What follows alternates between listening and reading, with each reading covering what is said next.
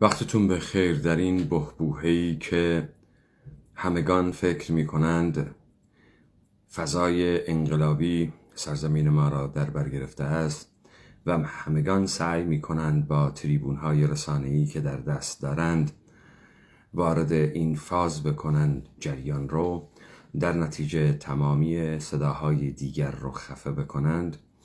عمال حاکمیت دولت ایرانی هم بیکار ننشستند و محتوا بر محتوا می افزایند. این محتواها کی به درد خواهد خورد؟ وقتی که بحبوحه این جریانات و تب و تاب این جریانات فروکش میکنن، بعد روایت ها رو میشن و روایت ها سوار بر اتفاقات افتاده میشن. به همین خاطر اهمیت نقد کردن نظرات آقایانی که بر یک باور غلط و ایده غلط ایستاده اند و این ایده غلط رو بارهای بار به شیوه های مختلف عرضه کردند و تا داستان تداوم سلطه خود را ادامه بدند و همچنین این رو به صورتی مانا بکنند. اینجا جناب آقای اکبر گنجی بحثی رو پیرامون تجزیه ایران، رهایی از جمهوری اسلامی یا رهایی از ایران مطرح کردن که مستوجب نقد است. آقای اکبر گنجی، این شخصی که داره شما رو نقد میکنه بحث شما رو یک بار شنیده و سعی نکرده به صورت مکتوب یا آن چیزی که شما کردید، یعنی شما بحث خود رو مکتوب کردی و داری روخانی میکنی و از خودت فیلم گرفتی. من همینجا سخنان شما رو پخش میکنم و حرفهای شما رو نقد میکنم، بماند برای آیندگان.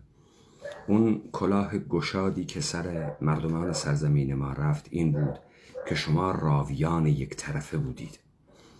از اونجایی هم که سنتی رو که بر مردم ما حاکم کردید سنت جامعه کلنگی بود، در نتیجه مردم بایستی مردمان کوتاه مدت می بودن و در نتیجه به دنبال کارهای زود بازده می رفتند و منافع شخصی خود را در نظر می گرفتند. حتی در مقوله ایثارگری که در بحث اخلاقی عرفانی هندی یهودی طرح می شود و این ایثارگری گویا در عالی ترین مرتبتش تقدیم جان است، تبلیغ می شود و بسیار خواسته می شود که کسی برود و جان بدهد. کسی اینجا نمیاد دست از شهواتش برداره، دست از منافع زود گذرش برداره و کاری بکند مانا و کاری ماندگار برای مردمانی که در حال حاضر هیچ سپاسگزاری ندارند، هیچ منتی ندارند و منتی نمیپذیرند بکنه و به دنبال تأمین منافع زندگی شخصی خیش نباشه. یعنی اینکه این کسی که الان داره شما رو نقد میکنه میتونست به قولی میگه گر خواهی نشوی رسوا هم رنگ جماعت شو، در همین فضایی که سوار کردید وارد بشه و بتونه جایگاه و پایگاه خوبی هم برای خودش دست نشان بکنه در این ایران بازی شما.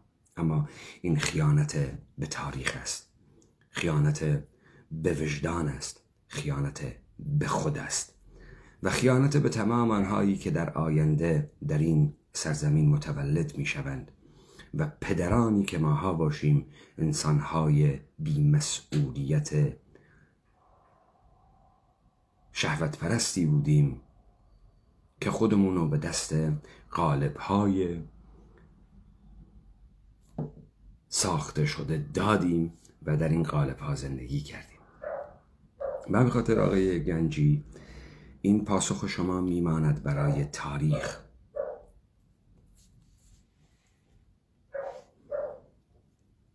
رهایی و آزادی از جمهوری اسلامی یا رهایی و آزادی از ایران، بحث پیرامون خطر تجزیه.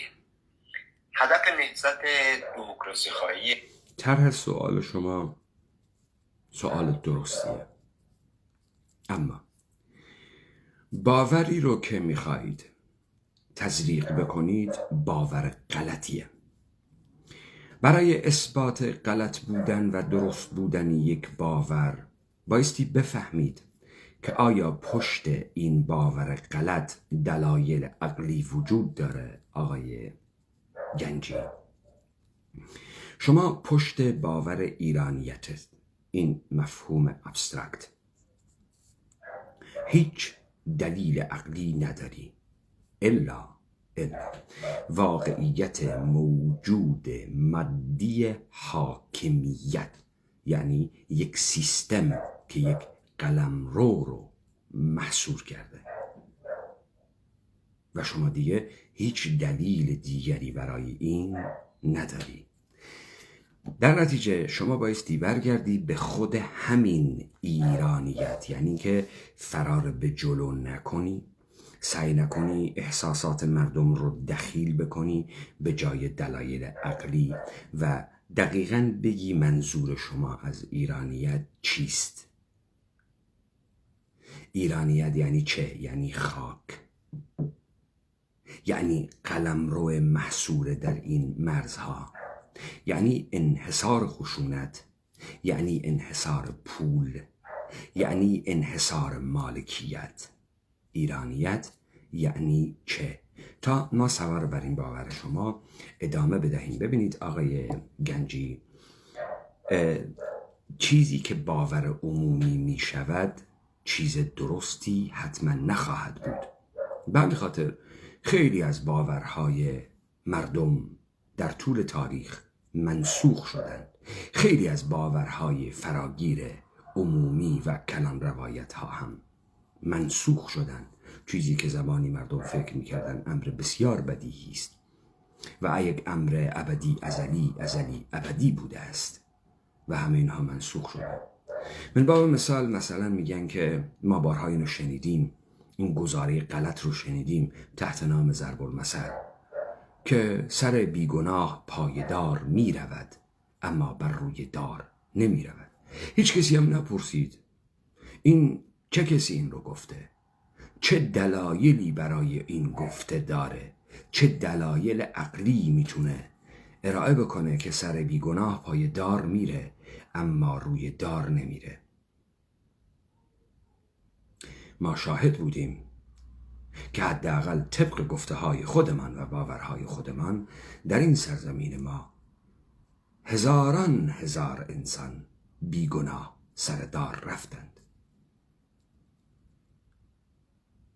اما ما اینو قبول کرده بودیم. شاید هم هنوز تکرار میکنیم. مصدر این کجاست نمیدانم. ما خیلی از این حرفا و باورها داریم که صرفاً یک کسی گفته، یا یک ادیب بوده یا یک شاعر بوده و برای ما این حرفا حجت شده و برای ختمیت به ماجرا دادن ازش استفاده میکنیم. مثل این ایرانیت شما. در نتیجه شما میدانید که خیلی از کلان روایت هایی که جز باورهای عمومی همگان بود از بین رفت. هیچ وقت فرانسوی ها وقتی انقلاب کردن فکر نکردن که کی در کجای تاریخ کی سر یک پادشاه رو زده و خواست جور دیگری زندگی بکند که پادشاهی نباشد. همه جای دنیا پادشاهیه. مثل این باوری که برای مهر سکوت زدن بر لبان دیگران مطرح می کنند، اینی که در کجای دنیا این گونه هست، در همه جای دنیا این گونه هست. چون در بریتانیا این گونه هست، چون در آمریکا این گونه هست، ما هم بایستی این گونه باشیم. به قول خودتان هم که اشاره می کنید، انسان حوزه امکان حوزه ضرورت نیست. یعنی ما کی قراره از باورهایی که غلط هستند عبور بکنیم؟ خب شما الان سوار بر یک باور غلط داری یک بحثی رو پی میبری. ایرانیان رهایی و آزادی از شر استبداد به نام دین جمهوری اسلامی و بنا کردن یک جمهوری سکولار عادلانه است که رفع کننده کلی اشکال تبعیض‌های. خب این روایتی که شما داری میزنی، این روایت کلیه که همتون دارید با هم میگید، این نظر را بر عمل سوار کردنه. این کسی که در خیابان قرار میگیره، داره سنگ میزنه، کتک میخوره، کتک میزنه، هیچ شعاری نمیده. فوقش یه مرگ بر دیکتاتور میگه، یه توپ تانک فشفشه میگه، 4 تا فوشم میده، داره دعوا میکنه. نمیگه زن زندگی آزادی، نمیگه ایران سکولار دموکراتیک، هیچ کدوم از اینا رو نمیگه. کی این حرفا رو میزنه؟ امثال شماها آقای گنجی، امثال سلیبریتی های در BBC، در وایس آف امریکا، در من و تو، در کلاب هاوس و شبکه های اجتماعی، امثال سلیبریتی هایی چون خوانندگان، رانندگان، چرندگان و پرندگان. اونایی که در این فضای مجازی به نوعی سلیبریتی هستند و مثلا سرود میگویند هشتگ زن زندگی آزادی، هشتگ ایران سکولار دموکراتیک، هشتگ قیام دموکراتیک مردم ایران. شما دارید روایت میدید بر سنگی که در خیابان پرتاب میشه. بعد این گمنامان، این جنگندگان بینام درون خیابان که ساچمه خوردن، شما تصاویر اینها رو حذف میکنید، بدنهای له شده اینها رو نشان میدید، بعد میگید این برای زن زندگی آزادی بود. این جنبش دموکراسی خواهی شماست. شما دارید برای مردمی که مطمئن هستید زبان ندارد، برای مردمی که مطمئن هستید تصویر ندارد، برای مردمی که مطمئن هستید فردهای تک تک این جامعه نیستند که روایت خود را از تاریخی که زیستند بکنند، از دور یک کلام روایت رو سوار میکنید. همون کاری رو که در 57 کردید. شما کلام روایت سوار کردید بر یک چنج سازماندهی شده توسط اون کسی که این داستان رو تعقیب کرد. حالا ما پیشتر خواهیم رفت، از گفته های شما نکات دیگری رو در خواهیم آورد.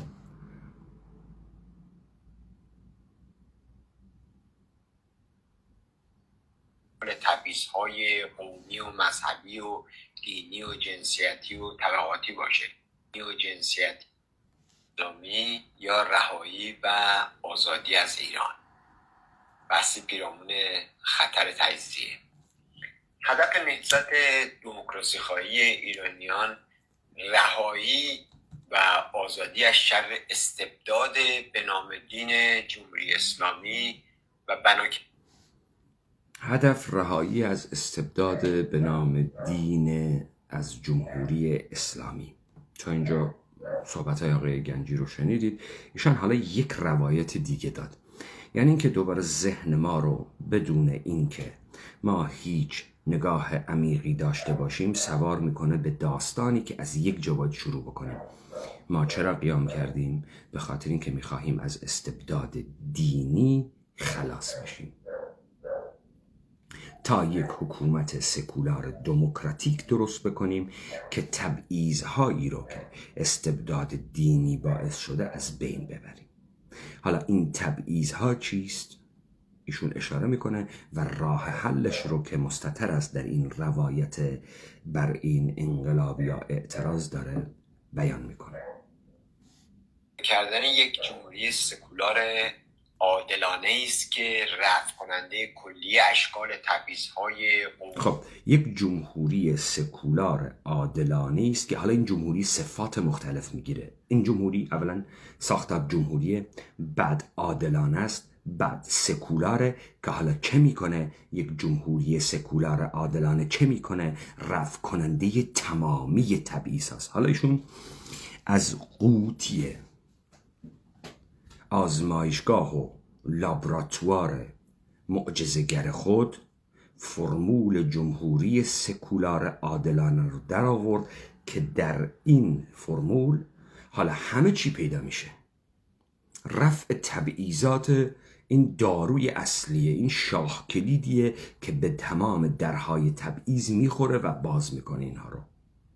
یه گزاری غلط بدون هیچ دلایل عقلی و تجربی داره به خورد ما داده میشه. یک تصویر مهم از یک پدیده مهم با یک سری مفاهیم تعین نیافته ای که ما هیچ مثالی بابتش نمیتونیم بدیم.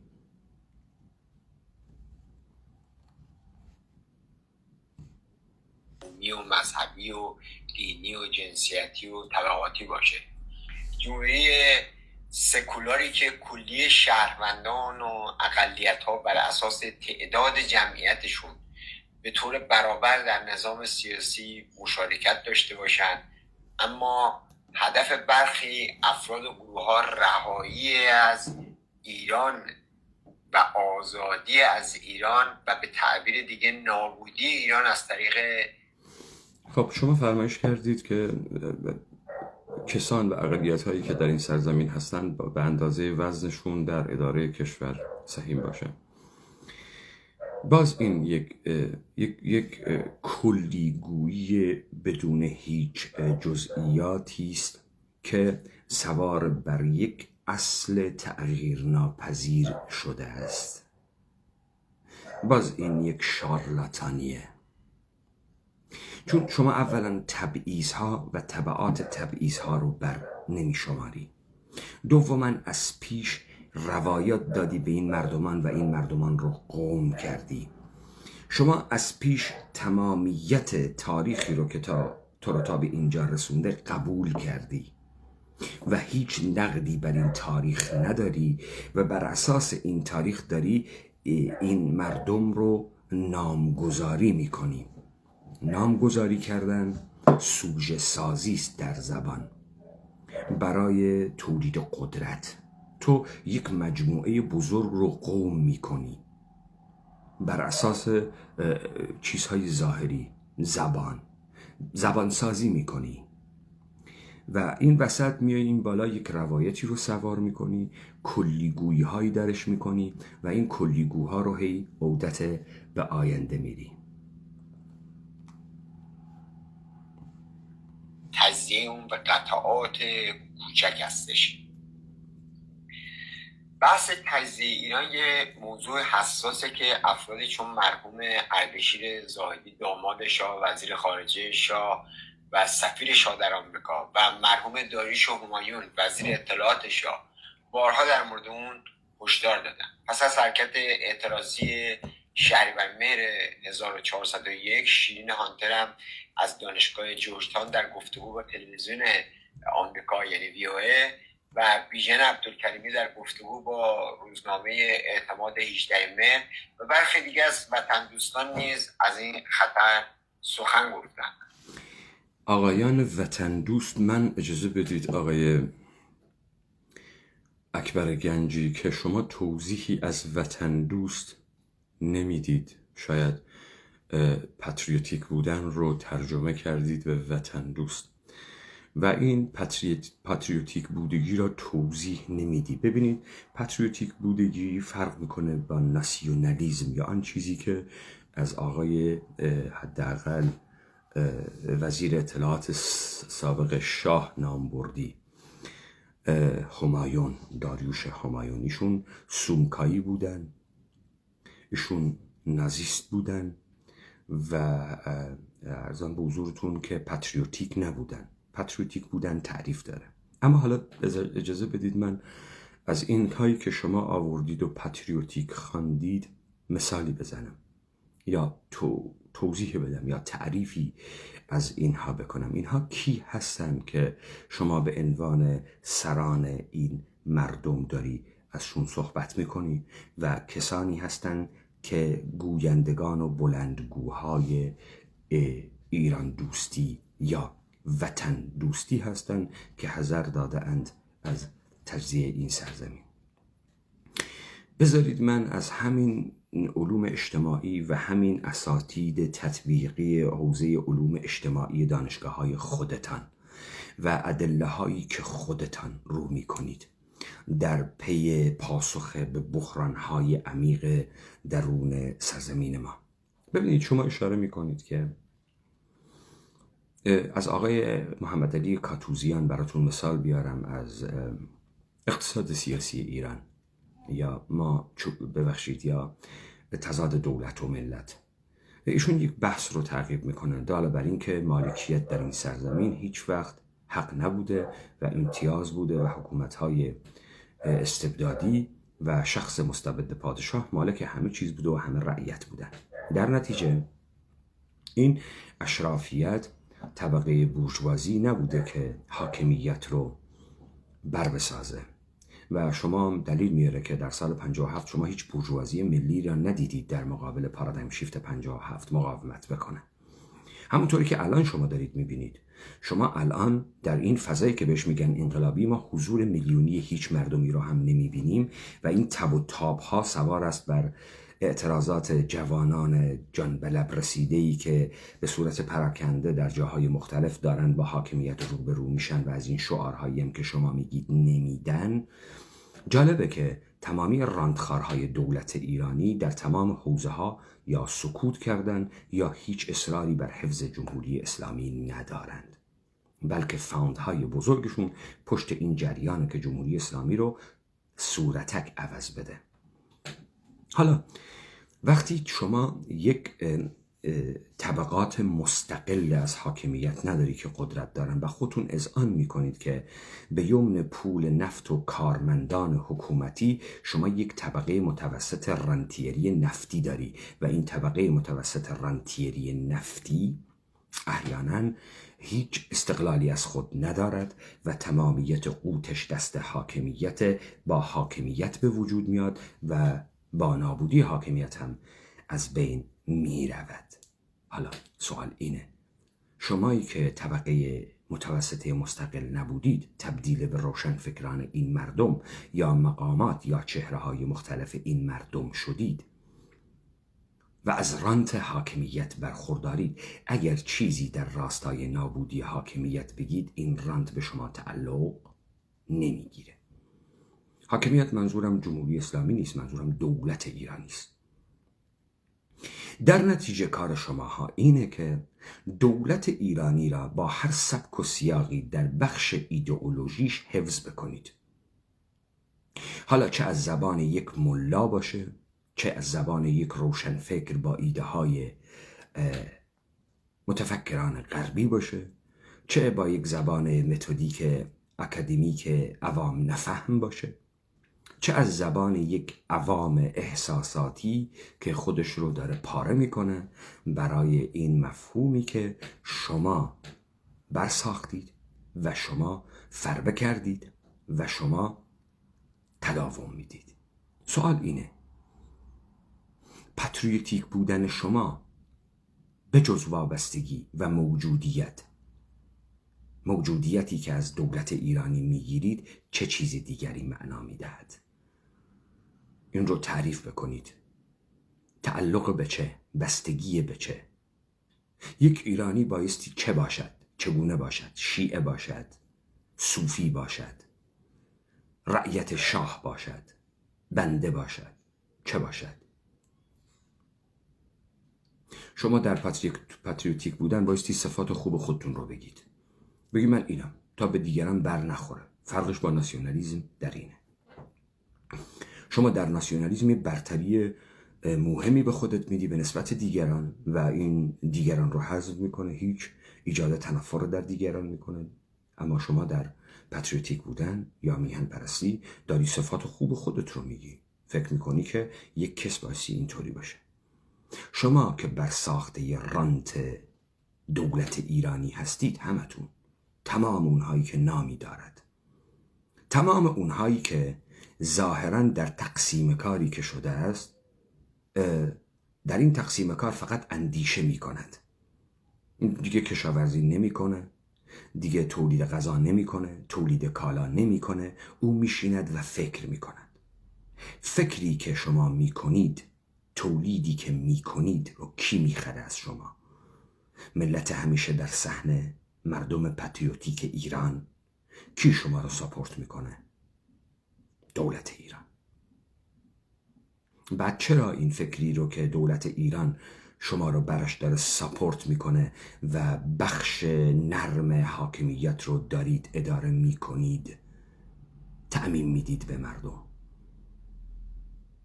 اینجاست که من میگم شما یک باورهایی میسازید که دلایل عقلی نداره، به همین خاطر باید این باورهای غلط شما رو کرد تا مشخص بشه شما دلیل عقلی ندارید. خواستگاه روشن فکری ایرانی کجاست؟ خواستگاه پاتریوتیک بودن ایرانی کجاست؟ آقای اکبر گنجی، شما قبل از اینکه بحثای اینطوری رو به طور کلی سوار بر یک سری کلیات و باورهای پذیرفته شده بکنید، به عنوان کسی که داره در این حوزه تولید محتوا میکنه، بایستی حواسش باشه که طرف مقابل هم که ایده دارد، محتوا دارد، او را له میکند. حتی یکی از جوانان سلطنت طلب نزدیک به رضا پهلوی در توییتی لیستی از کارشناسان تمام وقت همه گروه‌های تجزیه طلب در تلویزیون متعلق به عربستان سعودی ارائه کرد. این خطر تا چه حد جدیه و مخالفان جمهوری اسلامی چه راهی برای گذار از جمهوری اسلامی با حفظ موجودیت ایران و تمام این خطر نه جدیه، نه درسته، نه موجودیت داره. آقای اکبر گنجی، همونطوری که شما نگفتی که ایرانیت چیه، اونایی که شما به عنوان خطر ازش اسم میبری، تمامیت اینها بر ساخته خود حاکمیت ایرانند. اگر بهتر براتون بگم، ببینید، از همین قوم اتنیکی کرد براتون مثال بزنم. اگر احیانا حزب دموکرات کردستان ایران را، حزب کومله را و پژاک را مصداق تجزیه طلبی میدانید، اینها حزب هستند. یعنی یک نهاد و ارگانی که در یک ساختار و تقسیمات دولت ملتی برای مشارکت در قدرت سیاسی از ابزار حزبی استفاده می کند. حزب دموکرات کردستان ایران، حزب کومله و پژاک هیچ معنایی ندارد اگر دولت ایرانی نباشد. حزب کیه؟ حزب چیه؟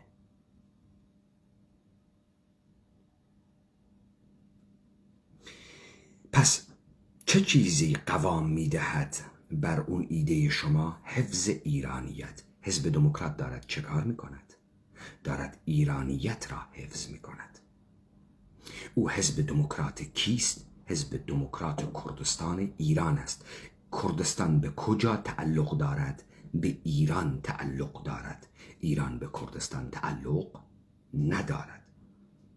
کی حاشیه و زائده ایران است؟ کردستان حاشیه و زائده ایران است. ایران کجاست؟ ایران کیست و ایران چیست؟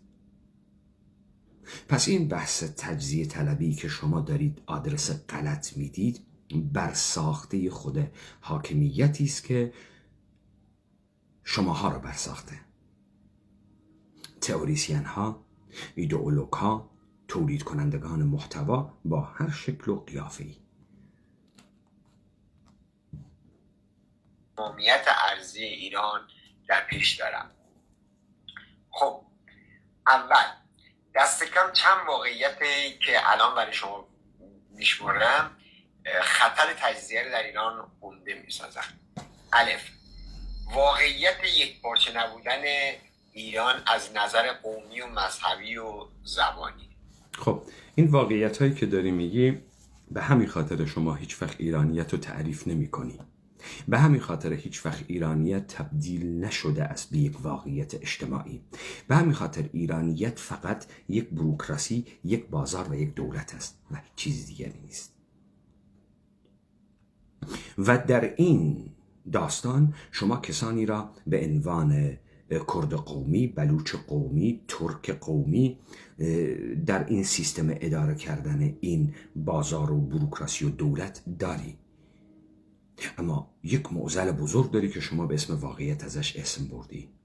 در اینجا تکثر بسیار زیاد است. خب حالا اگر این تکثر هست و این عامل تضاد، وحدت کجا بود؟ وحدت یعنی ایرانیت. ایرانیت یعنی چه؟ ایرانیت یعنی ساختار دولت. ساختار دولت بر چه چیز استوار است؟ بر شیعه گری و زبان فارسی. آقای گنجی، آیا این مردم همشون شیعه هستن؟ آقای گنجی، بیاید یه سرشماری بکنید از ایرانی که برساختید، با بودجه کلانی که به نام دولت داشتید، در شیعه سازی، مسجد سازی، دستگاه حوزه علمی سازی، در رانت اضافه دادن به شیعه بودگی، علل خصوص در دوران جمهوری اسلامی. یه سرشماری بکنید ببینم شما چقدر فاصله جمعیتی با ما بقیه مردمان این سرزمین دارید اگر هویت شما ایرانی بودگی شما شیعه گری است. یک سرشماری بکنید از تمام کسانی که تبار خود را معرفی میکنند به نام فارس که زبانی به نام فارسی داشتند. پس این ایرانیت شما چیست؟ ببینید من شما رو دارم سوق میدم این که ایرانیت رو تعریف بکنی، ما رو سوار نکنی به یک امر واقعی و یک چیز مادی تحت نام کشور ایران. شما از یک مفهوم ابسترکت داری ما رو میرسونی به یک مفهوم انضمامی به نام کشور قلمرو ایران، اما تعریف نمی کنی. خب حالا برای چی شما از این واقعیت می ترسید؟ شما در طی 300 سال گذشته با دخالت هایی که کردید و با ارباب هایی که داشتید و در طی دوران متأخر قرن 20 شما با قدرت متمرکز، ابزارهای جدید، تکنولوژی قدرت توانستید این چارچوب و قلمرو رو تا حالا حفظ بکنید، اما به زور، با بی همه چیز سازی، بی هویت سازی، بیگانه سازی و هیچ و پوچ سازی مردمان این سرزمین. حالا شما به اون شکاف ها و گسل های عظیمی رسیدید که میخواید حالا این گسل ها و شکاف ها رو نامگذاری بکنید. شما میخواید روایت به اینها بدید تا اگر کسی احیانا نمیتونه شرایط عینی و مادی اسفناکش رو توصیف بکنه، یعنی عینیت به ذهنیت تبدیل بشه، شما ذهنیت رو بر عینیتش سوار بکنی.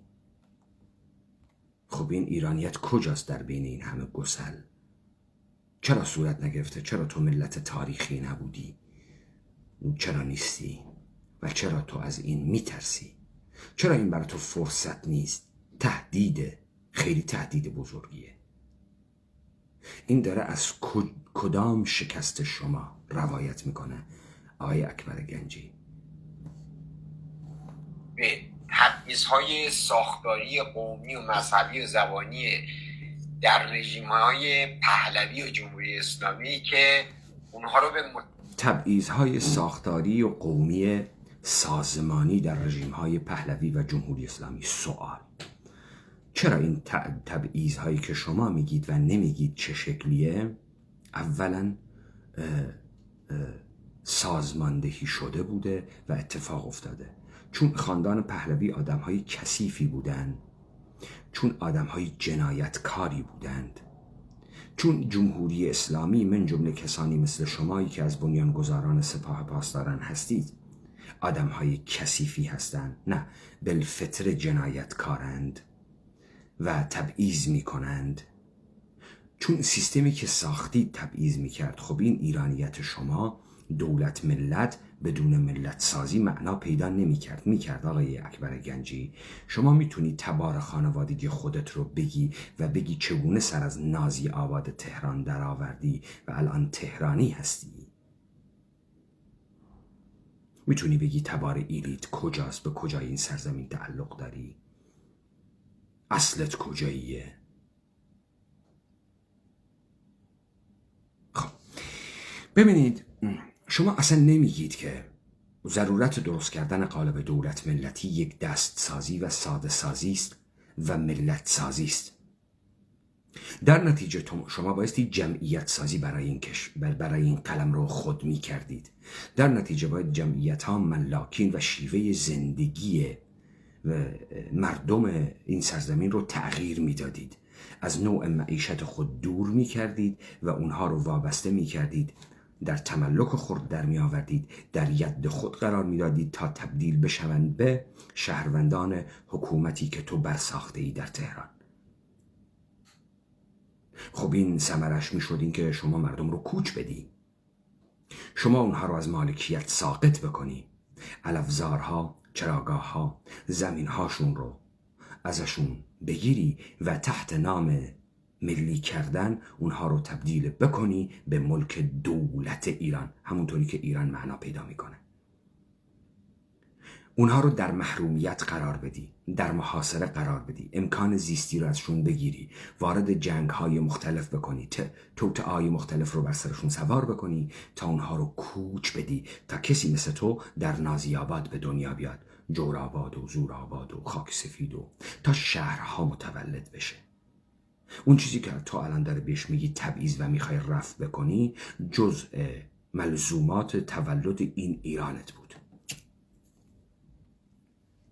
اگر غیر از اینیه که من گفتم، شما بیایید به عنوان اساتید و نخبگان و برجستگانی که هیچ وقت اشاره نمی کنید که شما چگونه یک سری مردمان تعلقی را بی تعلق کردید.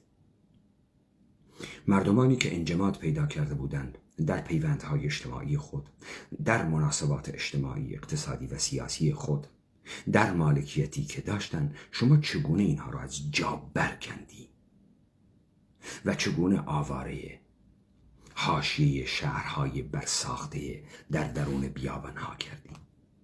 شهرهایی که ظرفیت اداره این جمعیت ها رو نداره. شما الان با بحرانهای بزرگی از لحاظ زیست محیطی روبرو هستی. بحران آب. شما چرا رفتی وسط دل کویر و بیابان شهر ساختی با کپاسیتی های میلیونی که امکان تغذیه اینها نیست، در زمانهایی که شما فروش منابع طبیعی هم نداشتی تا از رانت نفت اینها استفاده بکنن و بتونن تغذیه بکنن، تا شما غذا رو از کشورهای دیگه وارد بکنی و اینها رو در شهرها به دلالی و خدمتگزاری و اینها وادار بکنی و ارائه خدمات وادار بکنی تا اونها تغذیه بکنن. خب این مردمان کجا بودن؟ چگونه کوچ داده شدن؟ چگونه از مالکیت ساقط شدن؟ چگونه به انسانهای بی همه چیز تبدیل شدند؟ بعد شما به این میگید تبعیض‌های نه سازمانی. تبعیض سازمانی نیست، ملت سازی است برای یک دولت ملت جعلی. ملت سازی است برای یک کمپانی که نامش دولت است و کمپانیه و بازار ساخته و ایران کشور نیست، یک بازار است. اینطوری نیست آقای اکبر گنجی، وگرنه چه دلیلی داره؟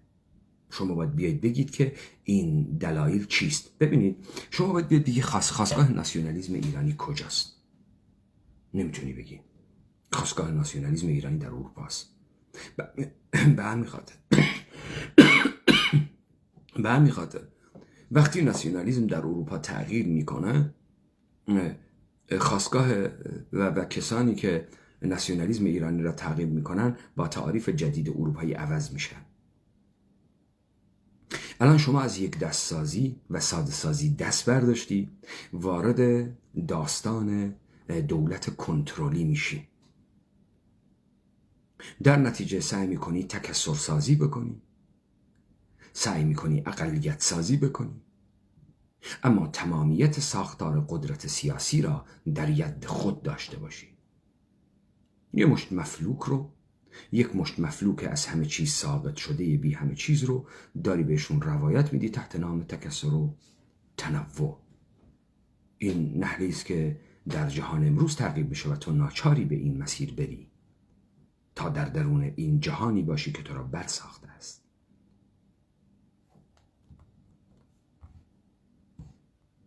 متهم‌های اصلی مسئله تجزیه طلبی در ایران تبدیل میکنه. دشمنان خارجی بسیار قدرتمندی که جمهوری اسلامی برای ایران ساخته و اونها ایران رو فارغ از دموکراتیک یا دیکتاتوری بودن نظام سیاسیش از نظر جغرافیایی بزرگ قلمداد میکنن که باید به قطعات کوچک بسیاری تجزیه شه. دولت‌هایی چون آمریکا، اسرائیل، عربستان سعودی. شما این فرمایشاتی رو که میکنید توهم است و این فرمایشاتی رو که میکنید هیچ دلیلی براش ندارید الا پروپاگانداهای میدیایی و الا نمایشی که میدهید. ببینید، من گفتم ایران یک دولته. هیچ وقت دولت آمریکا تلاش نکرده کلیت دولت ایران را از بین ببرد. هیچ وقت اسرائیل کلیت دولت ایران را از بین نمیبرد. خب حالا من مثال بزنم، حتی دولت آمریکا همین دولت ایرانی و جمهوری اسلامی رو هم نخواست از بین ببره. هیچ وقت. ببینید، یه مثال بسیار ساده، وارد جزئیات نشیم، وارد انفجارهای مختلفی که به نام سوریه و دولت ایرانی اتفاق افتاد و هیچ وقت آمریکا اون کاری رو که با افغانستان کرد، با عراق کرد، با این دولت ایران نکرد. هیچ وقت. مگر همین آمریکا یکی از بزرگترین کشورهای صادرکننده نفت به نام ونزوئلا رو به زمین نزد در آمریکای لاتین، طوری که کلا شیرازه اقتصادی و ونزوئلا از هم پاشید. چطوری شیرازه اقتصادی جمهوری اسلامی از هم نمیپاشه؟ چطوری جمهوری اسلامی تبدیل شده به بزرگترین بازار قاچاق سیاه آمریکا؟ آیا اکبر گنجی، چطور ایالات متحده آمریکا، قدرت برتر جهانی، میتواند دنیا را حک بکند، فلان کس را رصد بکنه، توان انداختن یک مشت پاسدار اوره‌ای تریاکی رو نداره؟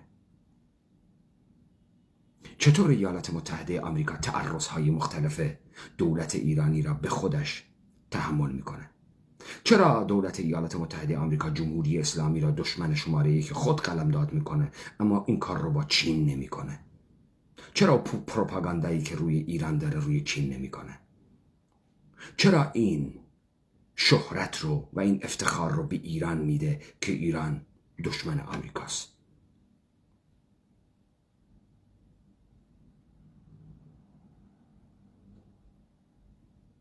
چرا انحصار دشمنی با اسرائیل رو به جمهوری اسلامی دادن تا تمام کشورهای عربی با اسرائیل به صلح برسن و الان دشمنی اسرائیل فقط با جمهوری اسلامیه؟ چرا این انحصار نصیب ایران شد؟ آقای اکبر گنجی، شما چرا دارید دشمن سازی الکی میکنید که هیچ مصداقی از این دشمن سازی نیست؟ ایالات متحده آمریکا میخواهد ایران را تجزیه بکند. به دنبال این داره میگرده که تکه تکه بکنه. آقای اکبر گنجی، آمریکا 3000 میلیارد دلار در سالهای اول عراق خرج کرد. آمریکا 10 میلیارد دلار خرج بکنه از اینهایی که تو بهش میگی گسل قومی، از مردم گرسنه‌ای که نان شب ندارد، تا مردم بیکار بی همه چیزی که تحت نام ترکمن و ترک و کرد و عرب و لور و بلوچ شما قومی کردی و داری له میکنی، به راحتی میتونه ارتش 10 میلیونی درست بکنه با ماهی 300 دلار از اینها. به وفور میتونه اسلحه دست اینها بریزه و میتونه به راحتی تبدیلش بکنه به فیلد استیت، همونطوری که اون کارهایی رو که با کشورهای آمریکای لاتین کردن. چرا با ایران این کار رو نمیکنه؟ آمریکا میخواد ایران رو تکه تکه بکنه، چرا لقمه رو دور سرش پر میده؟ آمریکا الان در عراق حضور داره، یه فراخوان میده و میگه هر کسی به ارتش آزادی بخشه. ایران به پیونده، آمریکا استخدامش میکنه ماهی $400. حاضرم هست بهش اسلحه هم بده. من ببینم اون مردم اون مرزها رو میکنه به طرف آمریکا، میره یا نمیره. چرا این کارو نمیکنه؟ چرا ادعاهای الکی میکنید؟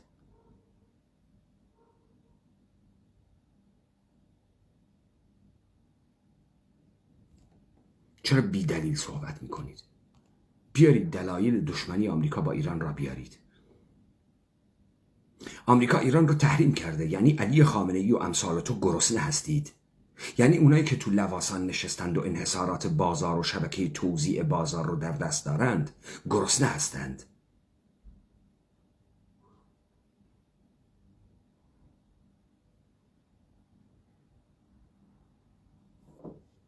یعنی این که اگه تحریم نمیکرد چه میشد؟ آیا اکبر گنجی شما بچه نازیابادی نه؟ از این زائده های کرانه شهری دوران پهلوی اوج شکوفایی و قدرت نفتی و پول و امکاناتی که دارید ازش دم میزنید. اما آصف بیات میاد کتاب مینویسه تهیدستان شهری و جنبش بی همه چیزان. حالا من گفتم بی همه چیز. و داره بهت میگه که چه اتفاقی افتاد از 22 بهمن 57 تا سال 61 فقط بی همه چیزان حلبی آباد ها بودن که داشتن میبلعیدند زمین ها، املاک دولتی و املاک خصوصی را. کسانی مثل شما ها، جمعیت عظیم حلبی آباد ها و حاشیه نشین ها که این رونق اقتصادی این مردم رو مالک کرده و قدرتمند کرده.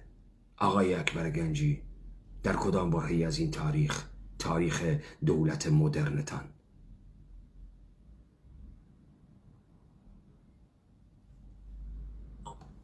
سعودی، امارات متحده و غیره از گروه های تجزیه طلب ایرانی حمایت مالی و تسلیحاتی و رسانه‌ای به عمل میارن. این هم دارید دروغ میگید. در راستای مانایی دولت ایران دارن ازشون حمایت میکنن. ایران تولید شده دست خودشونه، اینا هم اخبارها و توله های دست هزارم دست اونها هستند آقای اکبر گنجی.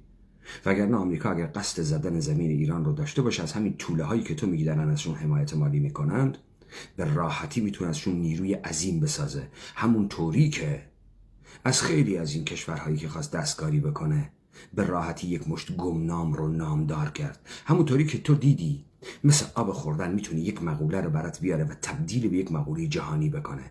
همونطوری که داری میبینی شعار زن زندگی آزادی رو داره برات ترند میکنه و داره نام انقلاب زنانه برش میزنه و همین رو میخواد به دنیا صادر بکنه. این قدرت آمریکاست، قدرت رسانه‌ای آمریکاست.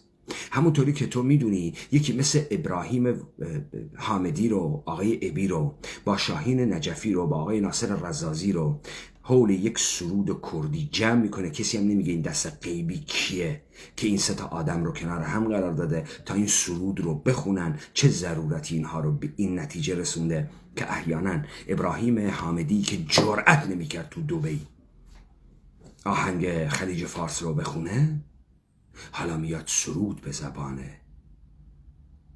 نبوده کردی بخواند. اینا کار کیه آقای اکبر گنجی؟ چطوری آمریکا اینها رو تسلیح کرده که ایران رو تجزیه بکنن اما تجزیه نمیشه؟ شما خودت این لاطایلات رو باور میکنی؟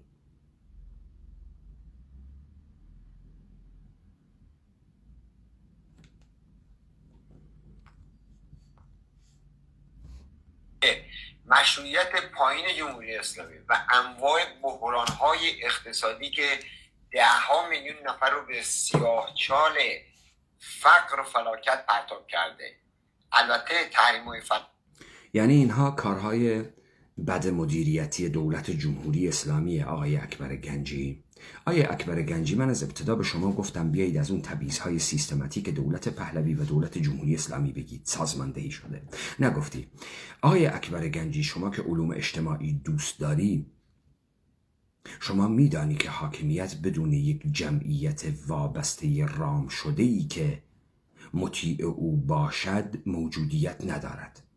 حاکمیت از مردمی که دارای پیوندهای خاص خود باشد و پیوندهای او با حاکمیت در تضاد باشد و برای او تولید قدرت بکند و او قدرت فائقه نباشد معنا ندارد.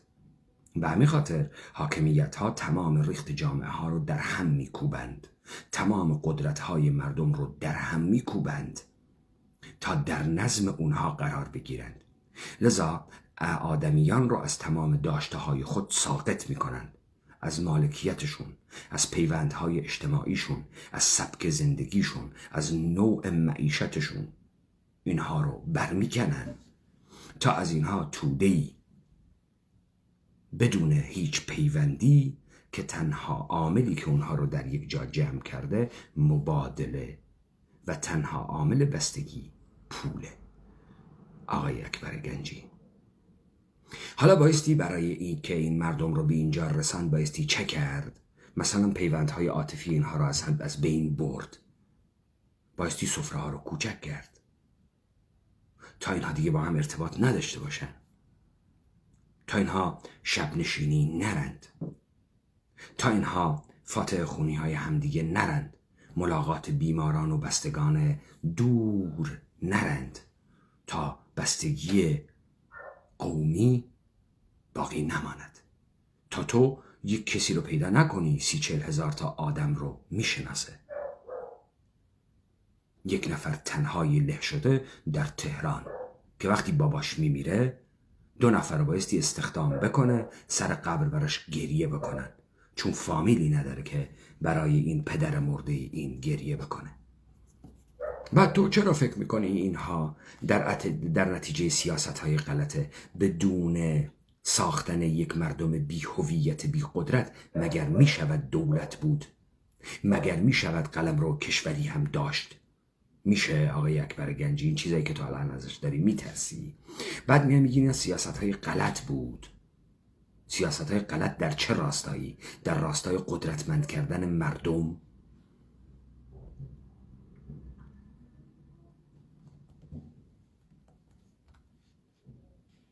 فلج کننده آمریکا نیز به شدت موجب بحران‌های اقتصادی در ایران شده و کمر مردم ایران رو شکسته. کمر مردم ایران رو شکسته. مردم ایران چه کردند؟ اون شبی که یهو ارز رو از 3000 تومن رسوندن به 36,000 تومن. یک شبه تمام درآمد خانواده من و ذخیره‌ای که پدر من کرده بود و احیانا ما 200 میلیون تومن سرمایه داشتیم و این 200 میلیون تومن تبدیل میشد به چیزی حدود 70,000 دلار. من دلار 100 تومانی رو نمیگم، 1000 تومانی رو نمیگم. یه شبه تبدیل شد به چقدر؟ به 6,000 دلار. تو دیدی میلیونی این مردم بیاد تو خیابون که کمرش شکسته بود؟ نه. دیدی این مردم مقاومت بکنه؟ نه. بعد داد زدید بیاید پولاتون رو بذارید تو بورس. پولاشون رو گذاشتن تو بورس، جیب تمام مردم رو زدی. بعد دیدی دوباره این مردم بیان تو خیابون آقای اکبر گنجی؟ نه. میدونی چرا نمیان تو خیابون؟ چون این مردم هیچ پیوستگی و بستگی به هم ندارن. همه میترسن. ترسیدن. مردمان ترسیده رام شده‌ای هستند. شما اینها رو بی همه چیز کردی. چرا داری حرفای الکی میزنی؟ کجا کمر این مردم رو شکسته و این کمر شکستگی منجر به قیام منسجم گرسنگان شده؟ حالا دیدی اون سیاست هایی که در پیش گرفتی خوب بود؟ تا الان طرف عادت کرده به جایی که درش قرار گرفته و در مقابل حاکمیت قرار نمیگیره. اینه که داری میگی دروغه. اینها وضعیتی شورشی ایجاد کرده که پیاپی شاهد شورش ها بودیم و خواهیم بود. شورش هایی که این وضعیت شورشی که شما میگید چون این مردم هیچ بستگی به هم ندارن، هیچ ایده‌ای ندارن، هیچ اعتمادی به هم ندارن، هیچ جامعه‌ای حول پیمان بستن، قرارداد بستن و به هم تعهد دادن، سرسپردن و به وفای به قرارداد صورت نگرفته، اینجا جامعه نیست. در نتیجه امکان داره هر از گاهی مردمان جان بر لب رسیده ثروت تاراج شده بی همه چیز و هیچ و پوچ یه جایی بترکن وسط خیابون، اما خودشون این کار رو نمی کنن. یکی این کار رو براشون میکنه. هسته اولیه رو درست میکنه، یه شورش بی سر بی محتوا درست میکنه تا بگه اینجا کیاسه، آشوبه، چون اون یه پروژه دیگه داره و میخواد یه پروژه دیگه رو پیش ببره. لذا تو به طور کلی تمام بستگی ها رو زدی. تهرانی بودگی آقای اکبر گنجی، سرندجی بودگی آقای اکبر گنجی هیچ معنایی نداره. این آدم ها هیچ ربطی به هم دیگه ندارن.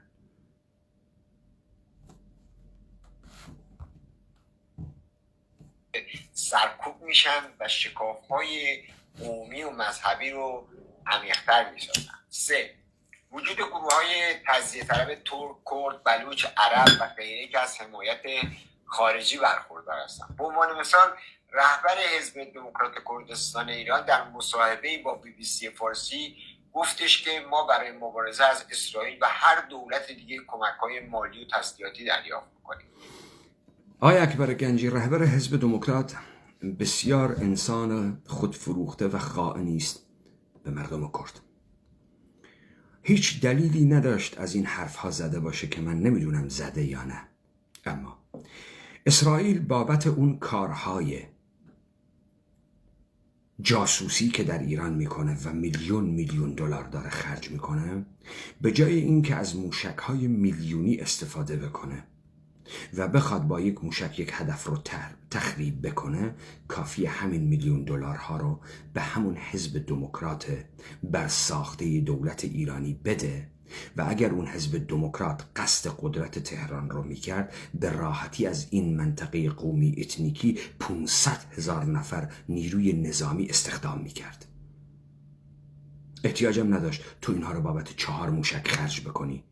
اگر اسرائیل راست میگه، شما راست میگی و رهبر حزب دموکرات راست میگه، چرا بایستی تو 10 تا موشک رو استفاده بکنی برای تخریب یک پادگان نظامی؟ چرا 500 میلیون دلار رو اینجوری نابود میکنی؟ 500 میلیون دلار رو شما به من بده، من تهران رو برات فتح میکنم. از همین گرسنگانی که تو میگی کمرشون شکسته،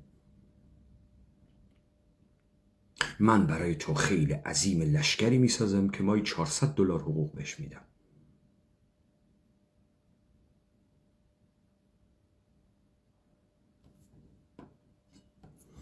چرا این اتفاق نمیفته؟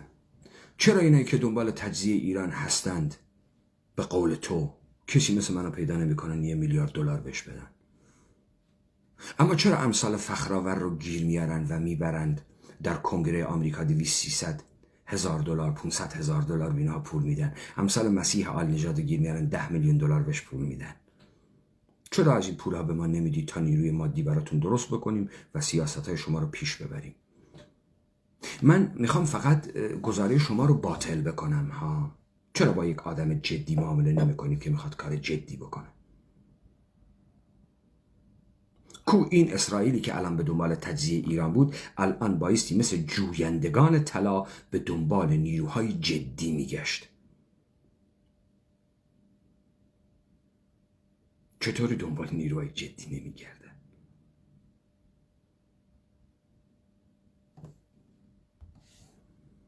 مسئله منحصر به کمک‌های مالی تسلیحاتی نیست و دولت‌های خارجی سالهاست که برای اثبات این حرف آقای اکبر گنجی، همین ایرانی‌های پاتریوتیک روشن فکره از سکوی جمهوری اسلامی پرتاب شده، همتون روزنامه‌نگارهای جمهوری اسلامی بودید، در روزنامه‌های جمهوری اسلامی برای جمهوری اسلامی قلم می‌زدید، بعد همتون در برهه‌های مختلف آمدید، به دنیا صادر شدید، BBC و وایس آف آمریکا همه رو در دست گرفتید. سابقه شما همه بچه بسیجی بودید، همتون.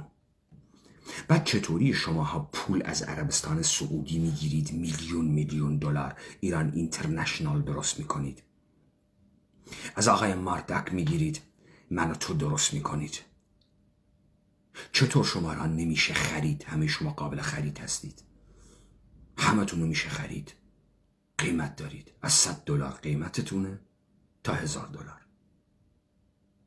دیگه سر این مردم، این آقایان بیشرف روزنامه‌نگار و روشنفکرن، دیدی ریز و درشتشون بابت $100 در این تلویزیون ها حضور پیدا میکنن و نظرات کارشناسانه صدمنی غاز میدن در راستای مانای دولت ایران.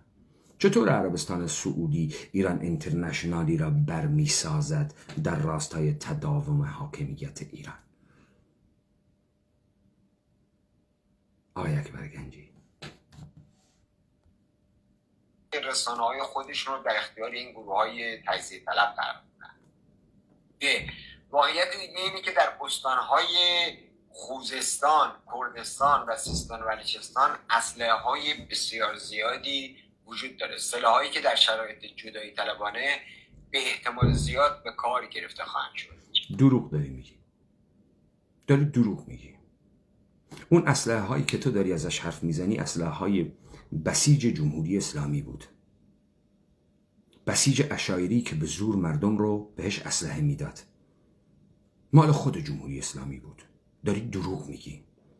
اگر مسئله قاچاق اسلحه است، مسئله قاچاق اسلحه مثل هر کالای قاچاق دیگه‌ای که در انحصار سپاه پاسدارانه، در انحصار سپاه پاسدارانه، از مشروب و تریاک و شیشه و دختر گرفته تا دیلدو و لوبریکیت، همش در ید سپاه پاسدارانه و اقمار سپاه پاسداران، اتحادیه میهنی، پارت دموکرات کردستان عراق، PKK و تاجرهای ریز و درشت برساخته دست سپاه پاسداران در مرزهای مریوان و بانه و جوانرود و خسروی. تمام اینها برساخته های سپاه پاسداران، تمام اینها شبکه های توزیعی سپاه پاسداران و دولت ایرانی هستند. داری دروغ میگی.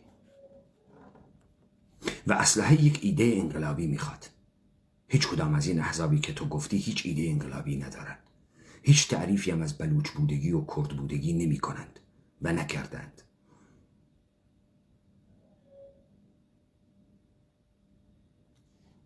چه؟ بر اساس تعریفی که ماکس وبر در یک قرن پیش ارائه کرد و بر سر اون میون جامعه شناسان سیاسی و دانشمندان سیاست اجماع وجود داره، دولت ملی مدرن استفاده مشروع از نیروی خشونت در مقام ابزار اعمار سلطه در یک کشور با مرزهای مشخص و در انحصار خودش داره. وقتی دولت ماکس وبر روایت خودش رو قرائت کرده از دولت‌های اروپایی.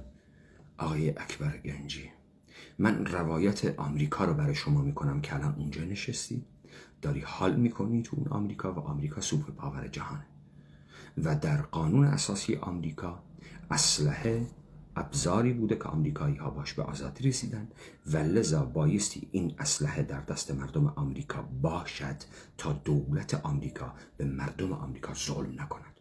به همین خاطر از همون موقع تا به حالا آمریکا تنها کشوری است در این غرب که مردمش دارای اسلحه‌اند، اما کشورهای اروپایی که در انقیاد مطلق حاکمیت هستند این اتفاق درشون نیفتاده. آقای اکبر گنجی، روایت ماکس وبر به درد خودش میخوره. چطوری شما هر روایتی رو که دوست داری، خودت دوست داری، میای در این سرزمین حاکم میکنی که قدرت تو رو حفظ میکنه و تو رو حفظ میکنه؟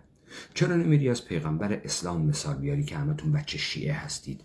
یک مسلمان بایستی حتما تیراندازی بداند، سوارکاری بداند، شنا بداند. چرا نمیری از این امامان جمعت تقلید بکنی که بایستی اسلحه دستش باشه و هر مسلمان بایستی همیشه آماده جهاد باشه؟ چرا این کارو نکردی؟ چرا از سنت خودت استفاده نمی کنی؟ من تو نمیگی شیعه زاده مسلمان زاده هستی؟ بند شما بیشتر از پیغمبر میفهمی؟ رفتی چسبیدی به حرف یه یهودی به نام ماکس وبر؟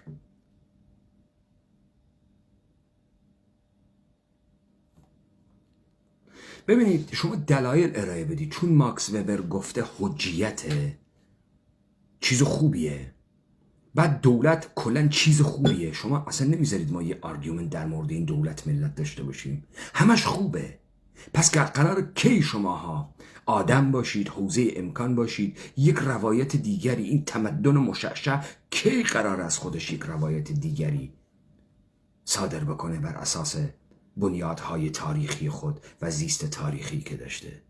چگونه است که ما هر جایی خلعیت میشیم باید یه حجیتی از یک کسی بیاریم، از یک باور غلط و از یک گفته غلط؟ آقای ماکس وبر خصوصیات دولت‌های اروپایی رو گفته و تعریفی رو که کرده از دولت‌های اروپایی کرده، احیانا از تمدن ما نکرده. که او داره میگه قالب دولت ملت اینه، تو همین قالب رو آوردی رو سرزمین ما سوار کردی، باید این شکلی باشه. نه، بیجا کردی جواب نمیده. باید برای چی این شکل باشه؟ چرا هیچ کدومتون از انقلاب آمریکا حرف نمیزنید؟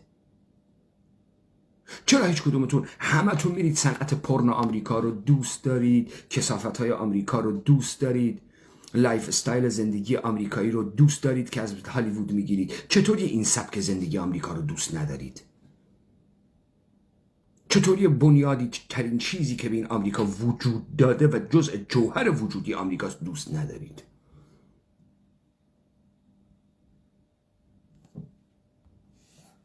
به مثابه نظام سیاسی تضعیف شه و نتونه انحصار مشروع استفاده از قوه قهریه رو در کنترل خودش داشته باشه، گروه‌های تجزیه طلب ایران رو تجزیه خواهند. دوم، چرا بایستی ایران رو تجزیه بکنن؟ چرا باید این کار رو بکنن آقای اکبر گنجی؟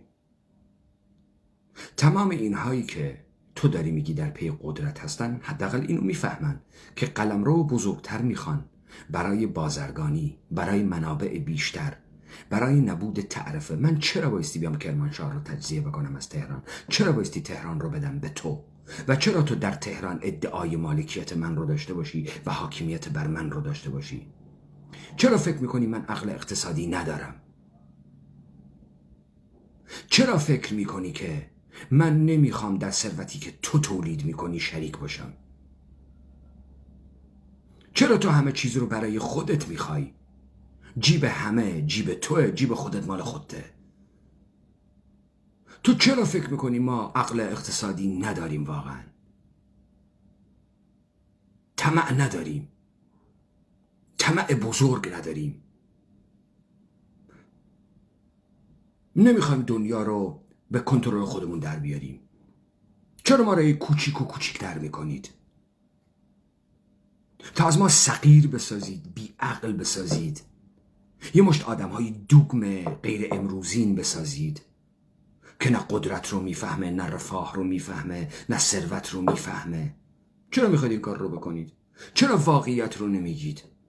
آقای اکبر گنجی، شما چرا رفتید در بیابان شهرهای میلیونی ساختی که امکانات طبیعی معیشتی ندارد؟ صنایع بزرگی ساختی که به آب احتیاج داره، به سوخت احتیاج داره و شما در محیط لوکال خودت نداری و رفتی ضرر بزرگی رو متحمل شدی، باعث تخریب محیط زیست ایران شدی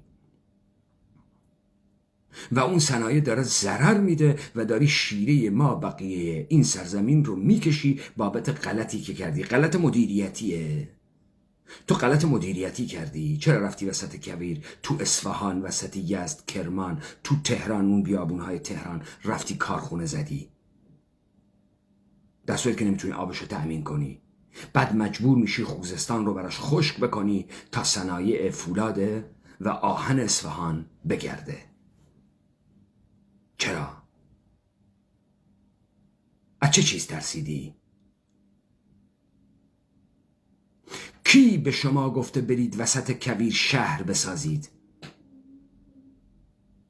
یه جمعیتی رو ببرید اونجا، حالا به زور جمعیتی که تو کویره و ما با امر واقع کویر روبرو شدیم، حالا بایستی این جمعیت یا بگه ما شماها رو میخوریم یا همه چی دست ماست. مگه این جهان جهان رقابت و تجارت نیست آقای اکبر گنجی؟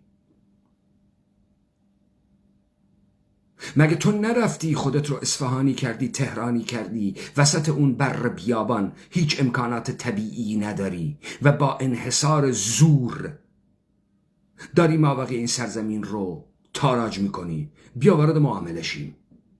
تو خدمات تولید کن، کالا تولید کن، بعد بیا بابت منابع طبیعی که دریافت میکنی پرداخت کن با نرخ جهانی.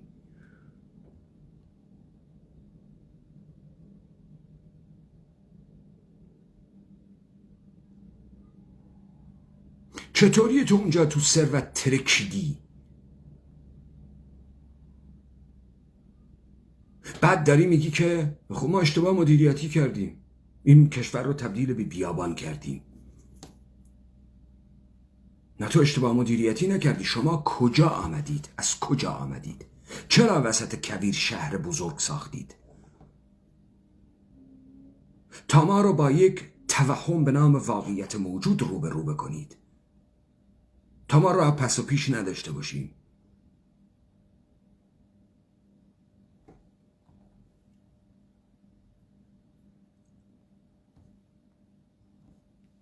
در یک چنین زمینه و سیاقی که توضیح دادم، برخی تجزیه طلبان ایران به شکل زیر توضیح میکنن. یعنی یک چنین راهکاری برای تجزیه ایران ارائه میکنن. میگن الف، با وجود و تداوم جمهوری اسلامی ایران حتما و یقینا تجزیه خواهد شد. ب، با انقلاب و سرنگونی جمهوری اسلامی ایران احتمالاً تجزیه خواهد شد. نتیجه نه، ببین بذار من اینو برای توضیح بدم. با تداوم جمهوری اسلامی حتما ایران تجزیه می شود، این کار خودتونه. با تداوم جمهوری اسلامی نه، با تداوم دولت ایرانی یه اتفاق میفته.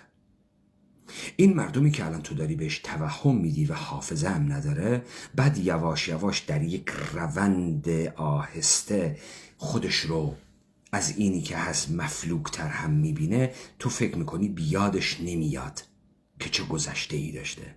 تو گذشته رو براش رنگ کردی، گفتی اینا یه مشیپشوی تراخمی بودن، آدمهای نوکر سلطانهای ایرانی بی قدرت بی خانواده نامتعلق که دولت مدرن ایران اینها رو شیک کرد و از گرسنگی درآورد. بعد تو هر روز داری اینها رو در یه سرزمینی فاقد مالکیت میکنی و تنها چیزی که دارن تنهای خودشونه و نیروی کار خودشونه و بازاری برای نیروی کار خود ندارن، لذا به آدمهای زائده هیچ و پوچ هم تبدیل شدن. از همون مملکت خودشون شروع کردن به خیلی از کارهایی که نمی کردن. از ارگان بدن شروع کردن. طرف شرفشو نمی فروخت، شروع کرد به کلیه فروشی. دهه 60 و 70 بهت میگم. قبل ترها در دایره مینا در زمان پهلوی خون میفروختن، یادته؟ بعد افتادن به کلیه فروشی. فازو که بردید بالاتر، بی همه چیز سازی رو که زیادتر کردید، طرف از قرنیه چشم هم که گذشت افتاد به تن فروشی. لذا فاحشگی شد امر عمومی.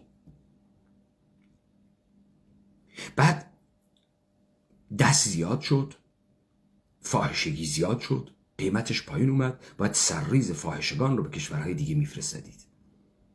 لذا کشورهای اطراف رو شروع کردید به این کار. عراق، دبی، عربستان سعودی صادر کردید. بعد نیروی کار صادر کردید. از فعلگی و دلالی و قاچاق مواد مخدر و سرویس های خدماتی اروپا شما میلیون 10 میلیون از مردمان اون سرزمین رو صادر کردید به عنوان لشکر ذخیره نیروهای مولده بی همه چیز هیچ و پوچ تربیت شده. یعنی چه تربیت شده؟ یعنی شما یک عرب بدوی رو یا بدوی رو که سنت‌های عربی خودش رو تو اروپا میاره، برای دولت‌های اروپایی خیلی خطرناکه. نمیپذیرن، چون این براشون کار نمیکنه. اینتگره نمیشه، در سیستم اینها قرار نمیگیره، بچه‌هاشم جور دیگه بزرگ میکنن. اما تو در سرزمین ما یه مشت آدم دیوانه غرب درست کردی که بی هر مقاومتی هرچه از محصولات شبکه‌های ماهواره‌ای میگیره فردا در خیابان انجام میده. هر کاری حاضره در نرم‌های جهان غرب بکنه. لذا یکی از اون کیس هایی که برای مردم ما گذاشتن مسیحی شدنه. خیلی عظیم 10 میلیونی که اومده اروپا به نام مسیحیت کیس پناهندگی داده، به راحتی مسیحی میشه، به راحتی اینتگره میشه، اسمش هم از اصغر مثلا اکبر گنجی میشه تونی. این نیروی تربیت شده استثمار پذیر رامه و اروپا اینو میخواد و در بخش‌های بسیار دون خدماتی اینها رو به کار میگیره. نیرو تربیت شده، نیرو یک نیروی سرکش نیست. لذا یه مشت پناهنده میزربل جویای کاری که فکر میکنه به بهشت برین یوتوپیایی خود که جهان غرب باشه وارد شده. این سرنوشت مردمی است از مردمان سربرنده سرور آزاد سرزمین ما. شما ساختید این مردم رو. این یه جایی میترکه. کجا؟ توسط مردم. نه آقای اکبر گنجی، نه. از اون جایی که ریخت این حاکمیت با استانداردهای دنیای امروزین بایستی هماهنگ بشه، دولت ایرانی بایستی آخرین ورژن خود رو از ساختار دولتی ابدی ارائه بده. یعنی بیاد بگه که حالا من ملت ساختم، یه ملت بی همه چیز هیچ و پوچی که رعیتی را قبول کرده ساختم، بهش میگم به دنبال حقوق شهروندی باش، تمامیت قدرت خودت رو به من تنفیذ کردی و در ید منم کیم؟ نهادها و ارگانها و سازمانها و چهرههایی که در طول این سالیان برساختم و روایتی که به تو دادم. حالا تو میای تحت نام دولت انقلاب دموکراتیک سکولار و جمهوریت سکولار تمام تبعیض‌هاتو از بین میبری. حالا دیگه ما از اراده تو در آمدیم. دیگه این اون حرف نیست که تو پدیدار شدی در مشروطیت در قانون و تا امروز ما قانون نداریم، شهر هرت و احیانا هویت ایرانی ما که یک هویت قانونی بود یه چیز چرته. اما تو به زور آمدی و این ایرانیت رو به سر این مردم سوار کردی. حالا در مرحله بعدی مردم هستند که این ایرانیت رو قانونی میکنند. لذا این دولت ابدی خواهد شد.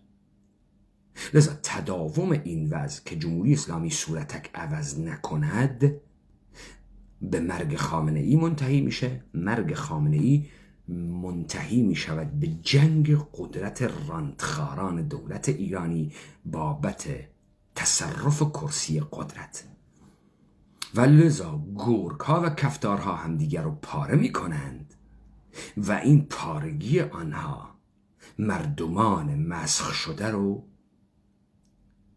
به خیابان می کشه. شما از این می ترسید، ارباب بزرگت از این می ترسه. لذا من از همین تریبون اعلام میکنم هیچ کاری نکنید، مردم به خیابانم نیایید. این دولت ایرانی بلاتون کلیپ درست میکنه، در این شبکه‌ها شلوغ میکنه، میگه در انقلاب میشه، 4 تا آدمای احمق رو تو تلویزیون برات میاره، اونها از بستر جامعه شناسی و جهان و عدم تطابق و جمهوری اسلامی برات حرف میزنن. حجاب چیز بدیه، باید عقب رفت، باید اصلاحات ساختاری کرد، باید از این آدمهای متوسط فاصله گرفت. لذا شما میبینید در طول روزهای اخیر اون بدنی حاکمیتی هم که ظاهرا ذخیره حاکمیت بود سکوت کرده، در خیابان حضور نداره. بسیجی بند بریده، آتش به اختیار شیعه کلب حسین دیگه الان تو خیابون ها نیست. الان یه بسیجی احیانا که کلب حسینه، این کلب بودگی حسین بهش فشار نمیاره، وا اسلاما بکنه، اسید دستش بگیره توی خیابون رو بیفته جان این دخترها. ولی قبلا از این کارا میکردن. آیا اکبر گنجی چطور شد آتش به اختیارهای جمهوری اسلامی و راندخورهاشو یه مشت طول شیعه الان همه فتیله رو پایین کشیدن. کی فتیله اینها رو پایین کشیده؟ کی؟ آقای اکبر گنجی. پس بهتر است که انقلاب کنیم تا جمهوری اسلامی سرنگون شه و اگرم پس از انقلاب. این حرف رو مردم نمیگن. این حرف رو الان اصلاح طلبای حکومتی میگن. تمام آخوندهای 2000 که شما در طی دورانهای مختلف به اروپا فرستادی، تمام اون برساختگان و فاحشگان مجریهای تلویزیونی بی پدر و مادر بی تباری که شماها برساختی، ملیژک شما بودن و الان تزریق کردی به رسانه‌های مختلف. تمام اون فاحشه ها میگن ما انقلاب میکنیم. قبلا هم میگفتن انقلاب نمیکنیم، حالا میگن انقلاب میکنیم. همون ها میگن حق دفاع مشروط. قبلا میگفتن مبارزات بدون خشونت. مردم نگفته من انقلاب میکنم. کدام مردم کجا گفته؟ کدام مردم کجا گفته؟ چرا از مفاهیم انتزاعی استفاده میکنید که هیچ تعیینی نداره؟ بگو اصغر گفته، علی گفته، فاطمه گفته، زهرا گفته. کی گفته؟ ما انقلاب میکنیم. کی میگه ما انقلاب میکنیم؟ شما انقدر کل گنده برساخته حاکمیت توی تلویزیون ها میبینید. 4 تا سنگ زنه وسط خیابون اومده گفته من این کار رو میکنم. اون داره سنگ میزنه. احیانا این تب و تاب و جیغ و دادها رو اون باعث شده که اینا میکشن. چرا اون خودش نمیاد حرف بزنه؟ این میاد به جاشون حرف میزنه. چرا اون نمیاد بگه که خودش چی میخواد؟ برای چی داره سنگ میزنه تو خیابان؟ چرا الان شبکه‌های بزرگ شما در دست اینها نیست؟ موبایل شهروند. نه آقا، موبایل شهروند، ببخشید، موبایل خبرنگار. شهروند خبرنگار. چرا شهروند انقلابی ندارید؟ چرا الان این انقلابی هر کدومشون از خودشون فیلم نمیگیرن و بگن من فرامرز هستم و من میخواهم تمامیت این حاکمیت را به زیر بکشم و من تمامیت قدرت خودم را میخواهم. من مهناز هستم. من دارم انقلاب میکنم. خسته شدم از بی قدرتی. له شدم از بی وجودی و بی هویتی. میخواهم در جامعه حضور داشته باشم، جامعه سیاسی بسازم و تمامیت قدرت خود را در دست خود بگیرم. چرا ما شهروند انقلابی نداریم؟ آیا اکبر گنج، چرا خفه کردید این مردم رو در خیابان؟ چرا بی تصویر و گمنام کردید این مردم رو در خیابان؟ کی میگه میخوایم انقلاب بکنیم؟ کی داره میگه میخوایم انقلاب بکنیم؟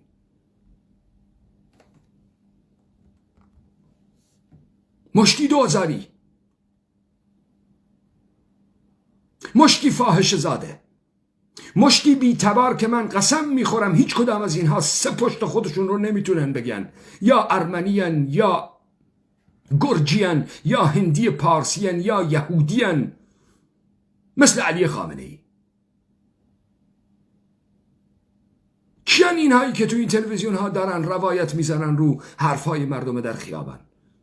مردم یه مفهوم انتزاعی بدون تعین سینه چاک میکنه برای یک مردم انتزاعی، همدردی میکنه برای یک مفهوم انتزاعی.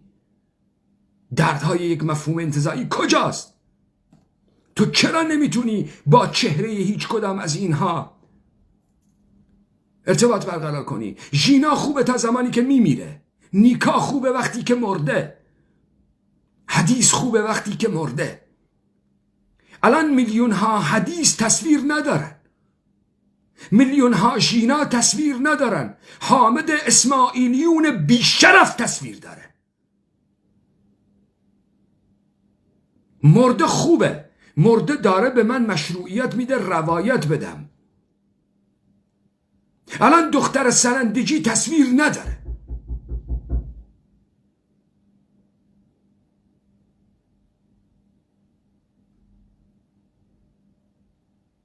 کی داره میگه من انقلاب میکنم؟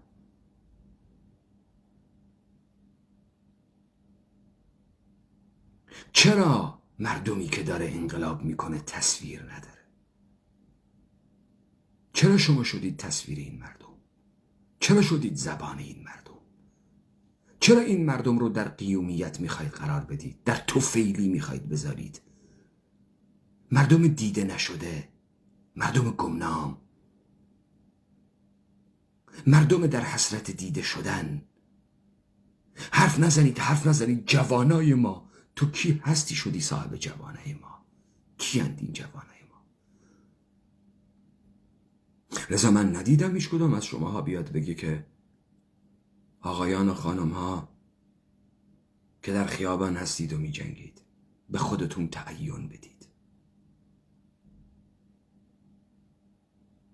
دوربین تو رو به خیابان بگیر، بگو من علی هستم، 20 سالمه، اهل شهرک پردیس کرجم، تو خیابانم، خسته شدم از بی همه چیزی و همه چیز هیچ و پوچ بودگی.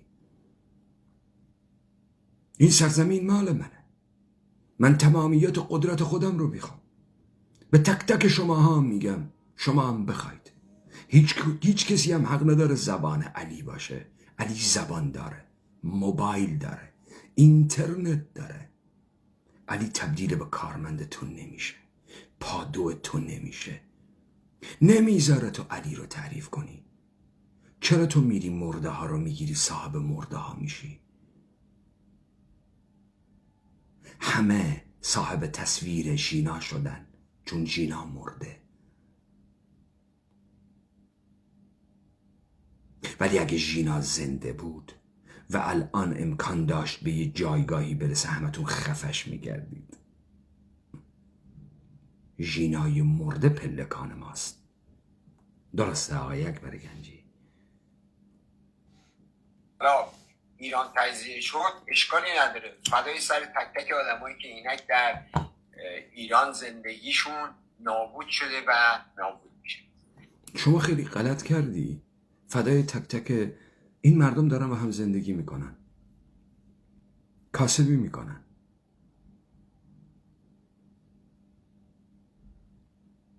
یعنی چه کار میکنن که با هم پیوندهاشون قطع میشه؟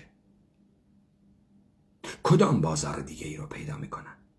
کسی که امکان جذب در بازار دیگه ای رو داشته باشه چرا باید بیاد در جذب بازار تهران بشه؟ چرا داری حرفای الکی میزنی؟ چرا تو فکر میکنی این مردم همه احمقن؟ زندگی کردنم بلد نیستن، منتظرن تو بیای یه مشت صحرای کربلا براش بسازی تا تو سوار بر گرده این مردم باشی. چرا ترسهای تو ترسهای اونها بایستی باشه؟ ببینید شماها وقتی دلیل ندارید دلیلهای احمقانه میارید، مغلطه میکنید. مثلا وقتی میخواید کمونیسم رو رد بکنید میرید به آمار میچسبید و کشته های استالین رو میکنید، پل پوت رو میکنید. آی گنجی بیایید با هم کشته هایی رو که دولت بریتانیا در دولت سازی از این کشورها گرفته رو بکنیم. ببینیم یک قلم قحطی هندوستان که 58 میلیون انسان رو در هند کشت، کارنامش از کارنامه کی فربتره؟ ملکه ویکتوریای بریتانیا. بیایید عدد سازی کنیم. بیایید، من خیلی دوست دارم از این عددها رو کنید. شما استالین بعد 7 میلیون آدم کشت، 20 میلیون آدم کشت. شماها چقدر کشتید؟ استقرار دولت ملتیتون، درست کردن بازارتون چقدر آدم کشت؟ از این رژیم های زیبای اروپایی تا بیاید وقتی کشته میشمارید کشته بشماریم، جمع بزنیم.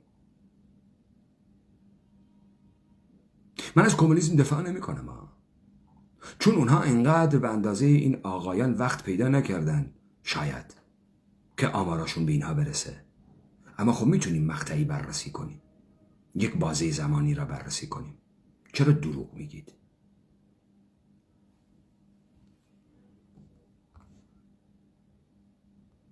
در مورد این ادعا چند تا نکته باید خدمتتون عرض بکنم. اولا در علوم اجتماعی ما قطع و یقین نداریم.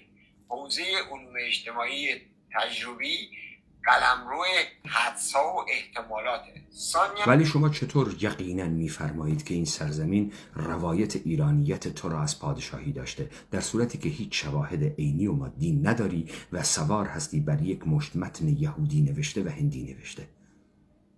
یک متر راه نداری، یک کاخ بزرگ نداری، هیچ شبکه بازرگانی نداری و نداشتی. چطور تو با قطعیت تمام اینها را به خورد این مردم دادی؟ چطور الان با قطعیت میگی این ایرانیت موجوده و این یک چیز بزرگ و قشنگیه؟ چطور در حدس و گمان ها وای نمیسی؟ چطور شک نمی کنی که این هویت امکان داره جعلی باشه؟ چطور با قطعیت میگی خودشه، خود جنسه، در صورت که هیچ نمودی نداره؟ اگه شیعه گریه، اکثریت مردمان این سرزمین شیعه نیستن. تمام اونهایی هم که شیعه شدن از تکایا و خانقاه خارج شدن، فرق خانقاهی بودن، روایت اسلامی هم نداشتن، بعداً از علی بازی اینها رو وارد شیعه گری کردن. اکثریت اونهایی هم که هسته اولیه شیعه گری هستند یه مشت یهودیه.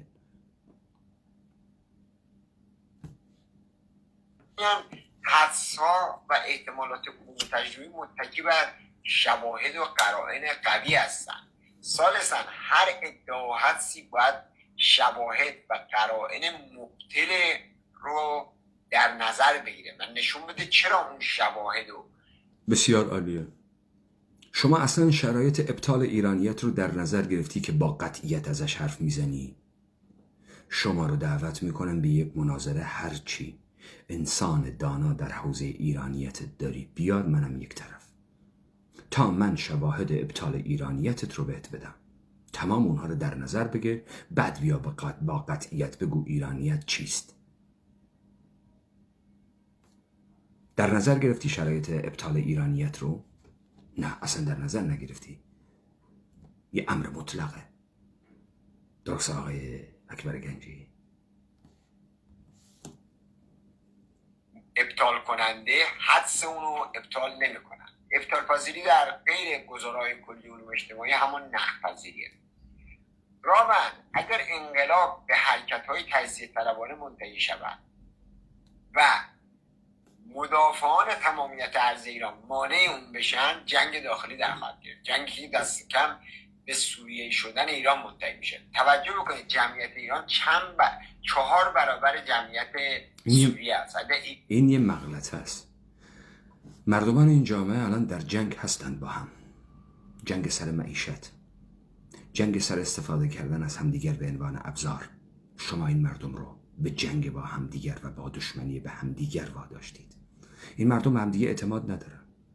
این مردم هیچ همدلی با همدیگه ندارن. این مردم هیچ پیوندی با همدیگه ندارن. شما این مردم رو در وضعیت جنگ بردی، در وضعیت طبیعی بردی. شما بردی این مردم رو. ایران گرفتار جنگ داخلی بشه، چندین برابر سوریه کشته و زخمی و آواره خواهیم داشت. این در صورتیه که تو بخوای تمامیت قدرت رو از دست این مردم بگیری و این مردم بایستی در مقابل تو و هسته‌ای که ابزار رو در دست داره و میخواد این قدرت رو حفظ بکنه بیسته و از جنازه های شما رد بشه. هیچ ایرادی نداره. جنگی یک بار برای همیشه در تاریخ بایستی بکنیم، مثل تمام جنگ هایی که با طبیعت و با زندگی و با آشوب و با خیلی چیزهای دیگه میکنیم، با تنهای شما هم میکنیم. چه ایراد داره؟ به صرف این که با شما دعوامون نشه بایستی تمامیت و قدرت رو به شما بدیم. به صرف این که هیچ زور آزمایی نکردیم بایستی تسلیم بشیم تا شما در سلامت کامل به حیات خود ادامه بدی و ما هم در رضالت کامل به بقای خود. اگر 2-3 میلیون کشته، 5-6 میلیون زخمی و 30 الی 40 میلیون آواره بشن، آیا بازم مدعیان خواهند گفت فدای؟ خب آقای اکبر گنجی، همین حالایی که جنگ نشده، میلیون ها نفر در این سرزمین مردن از اعدام های دست جمعیتان، از مالکیت انداختن هایی که کردید، از شکنجه هایی که نصیب کردید، از مرگ های سفیدی که در پی اعتیاد و مواد مخدر و مصرف گرایی و اعتیاد به سکس دچار شدن، از تصادفات و مرگ‌های جده‌ای تا آمار مرگ‌های زودرسی که طی استرس و فشار بی همه چیز بودگی متحمل شدند و من جمله یک رقم گنده فربه آوارگان 10 میلیون نفری که با کشتی و با پا و زیر تجاوز و ریسک زندگی کانال مانش و دریای اژه عبور میکنند و به اروپا میرسند. این وضعیت صلح نه، وضعیت صلح حاکمیت دولت ایران نه. دوران پهلوی هم که ثمرش رو دیدیم، من جمله کسی مثل شما. حلبی آباد و زورآباد و یافت آباد و شهر نو، جورآباد و زورآباد و تمام این حاشیه نشین ها و پاپتی هایی که بعدن مثل تو یه عدهشون تبدیل شدن به بازوان سرکوب این مردم، یک عده بی همه چیز شده، هیچ و پوچ شده. آقای اکبر گنجی، چرا از این؟ من نگفتم دست رو عدد نزار، مشکل پیدا میکنی. این وضعیت صلحه.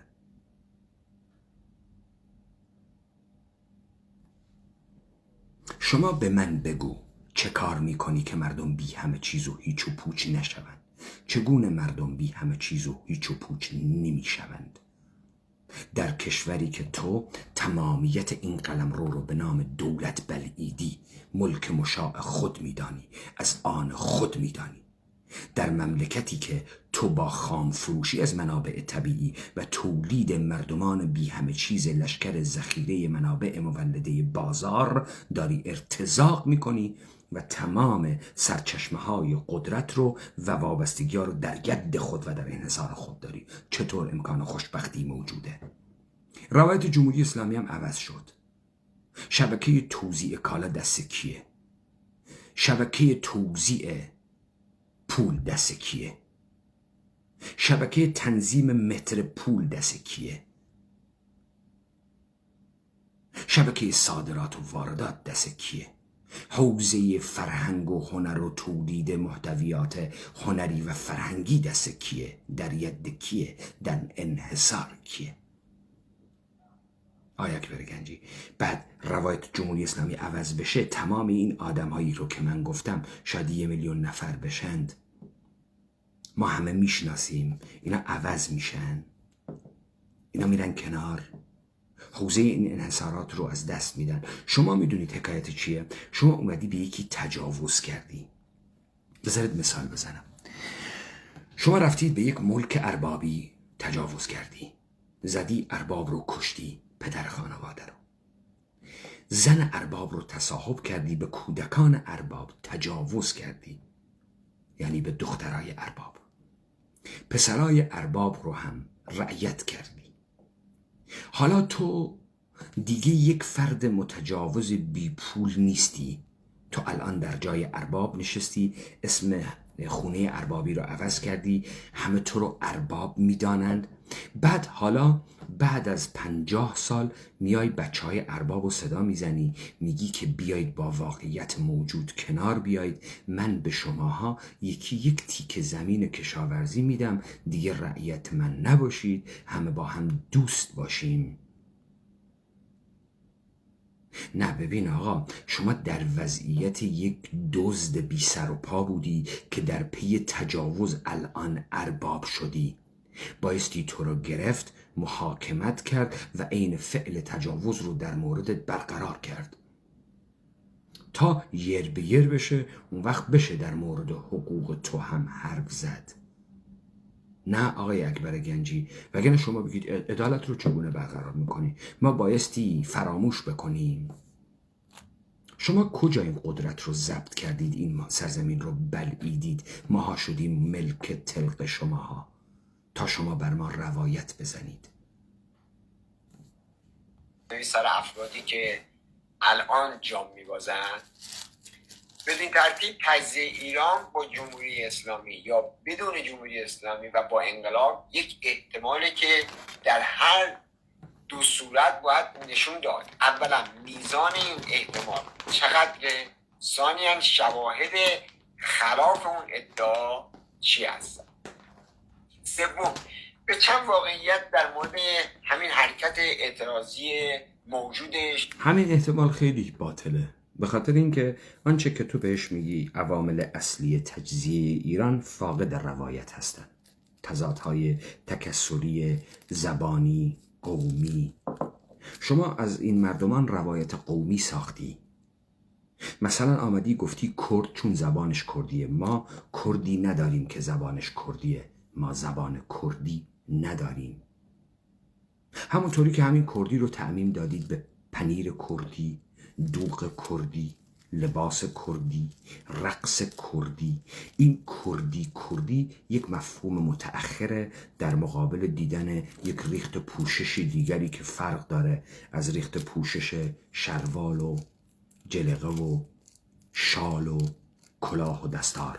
این یک پوششیه که در تمام این سرزمین ما بوده و همه به نوعهای مختلف داشتند. شما وقتی میگی لباس کردی دقیقاً منظورت کدام تیپ لباس کدام منطقه جغرافیاییه؟ اگه منظورت شال و کلاه و شروال و بالا پوشه، همه این مردم میپوشن. حالا یه جایی در بختیاری ها بالا پوش رو بلندتر میگیرن، تو شروال نمیندازن، یه جایی تو شروال میندازن.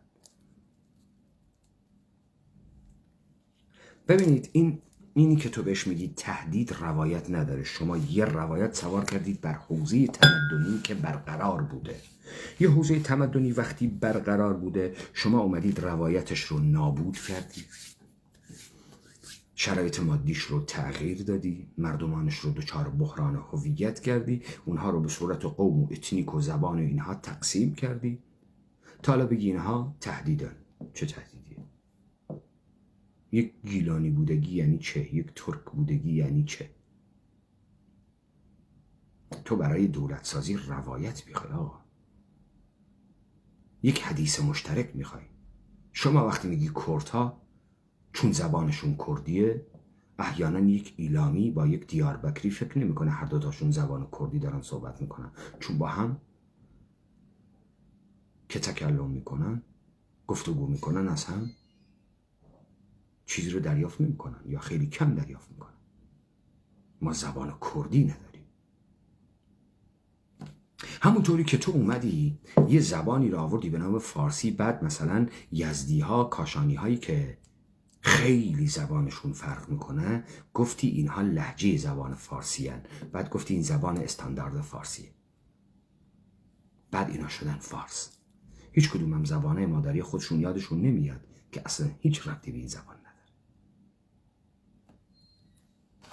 آقای اکبر گنجی، نه هیچ تهدیدی اینجا نیست. تو میخوای از واقعیت دولت ملت ایران به عنوان یک واقعیت فرهنگی تاریخی استفاده بکنی که نمیتونی، به خاطر اینکه این ملت تاریخی که تو ادعا میکنی فقط سوار بر این دولت ملته.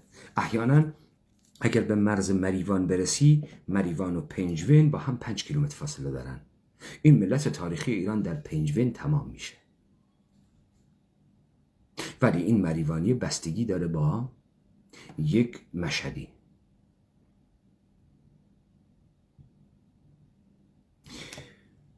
چون شماها نذاشتید روایت تمدن واقعی این سرزمین رو بشه، تمام کار شما حفظ این قلمرو دولت ملتی بازاره. وگرنه سرزمین ما خیلی گسترده تر از اینیه که الان هست. چرا فکر میکنیم ما کوچیکش میکنیم؟ چرا فکر میکنیم ما به کناره های مدیترانه نمیرسیم؟ با همین مردم، در عصر بیداری این مردم بر تمدن خود، نه صرفاً هم با جنگ، با اراده این مردم، با مناسباتی که برمیسازند، با نهادهایی که برمیسازند. چرا شما هی کوچیکش میکنید بخواید تو این قلمرو مقدس بازار ایرانی که در ید شما هست گیر بخوره و ما در این محدود بمانیم تا تو بتوانی ما را بی همه چیز و هیچ و پوچ و نابودتر بکنی؟ شهریور مهر ماه 1401 توجه کنید. الف، آنچه همه نیروها رو اکنون گرد هم آورده نفرت از جمهوری اسلامی و نفی نظامه. همه با هم درست مانند دوران شاه جنبه سلبی داره. دروغ میگی. آنچه که تمام این نیروها رو دور هم گرد آورده ارباب مشترک ایرانیه. دروغ میگی. دروغ میگی. هیچ نفرتی، این نفرت در طول تاریخ از دولت وجود داشته. زن تهرانی رو در تهران گرفت، دارن خرما بهش میدن، 10-20 سال پیش ازش فیلم گرفتن، میگه مال دولت، بایستی قاپید چاپید. آقای محمد علی کاتوزیان میگه که مردم هر چیزی را که به دولت وابستگی داشته باشد مردمی نمیدانند. لذا مثلا شجریانی که برای حاکمیت احیانا نخونه بهش میگن مردمی. مثلا و هر کی کارمند دولت بود بهش میگفتن نوکر دولت. اینو کاتوزیان میگه.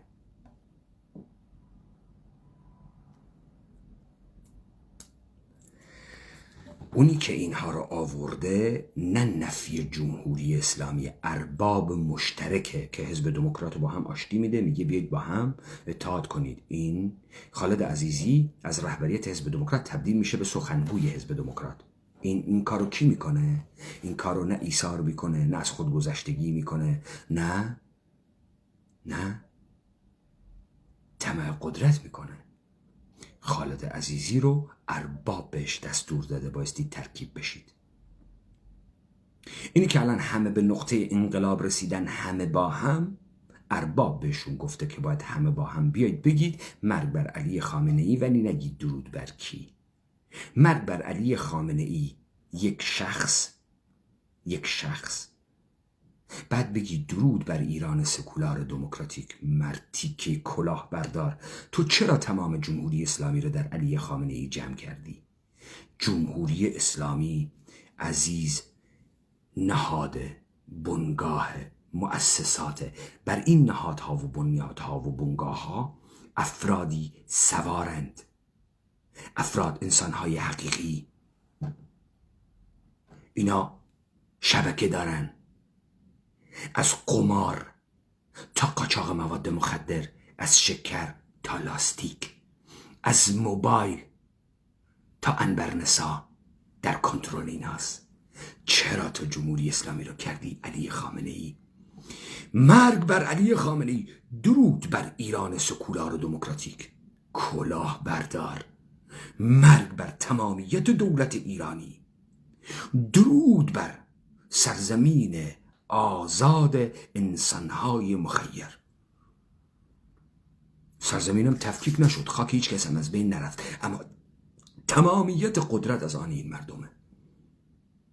چطور تو جمهوری اسلامی رو میکنی یه نفر؟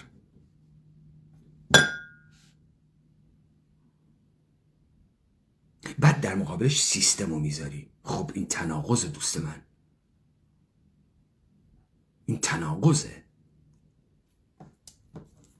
اگر مشکلتون علی خامنه ای، صبر کنید. علی خامنه ای از دست اسرائیل نمیتونه در بره. الان باشه میمیره، 5 سال دیگه باشه میمیره، 10 سال دیگه باشه میمیره. نمیتونه دست اسرائیل در بره. علی خامنه ای میمیره، این چه کاریه؟ میشینیم علی خامنه ای میمیره، همه چی درست میشه.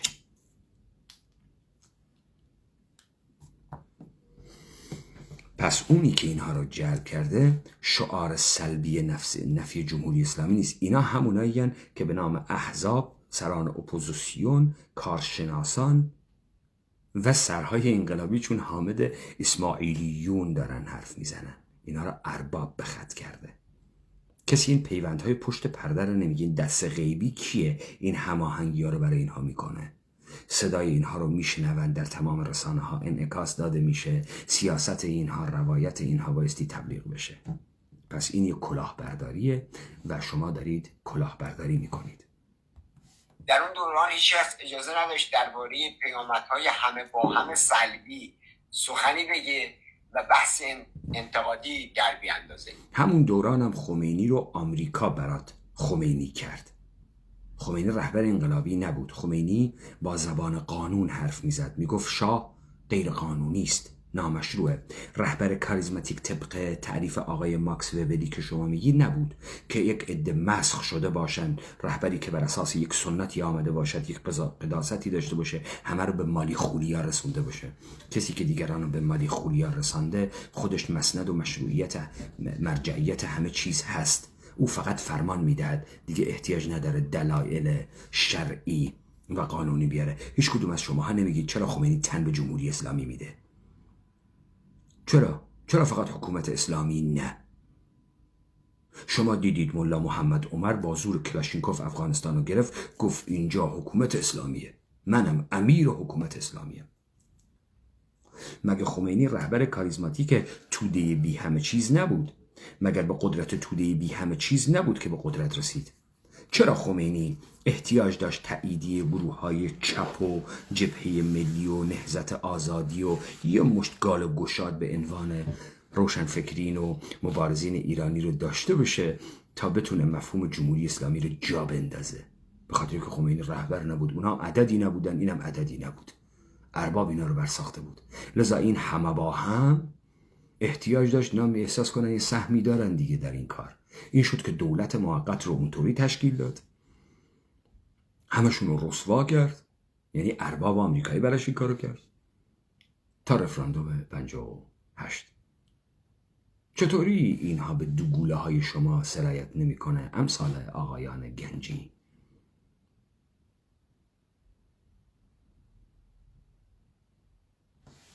اون موقع هم جرأت نداشتیم بگیم همه با هم. شما اون موقع هیچ نمودی نداشتیم مثل همین الان. اون موقع هم شماها یه مشت کفتار بودید تحت نام سران احزابی که هیچ قدرتی نداشتید، هیچ عمق اجتماعی نداشتید، هیچ خوانش درستی از این سرزمین نداشتید و برساخته بودید. مثل الان شلوغش دارید میکنید میگه همه با هم. بعد این یه مشت شیپیشوی اپوزیسیونی فکر میکنن که اونی که داره این برنامه رو هدایت میکنه اینا رو فردا نخست وزیر میکنه، رئیس جمهور میکنه، عین بنی صدر همون بلا رو سرشون میاره.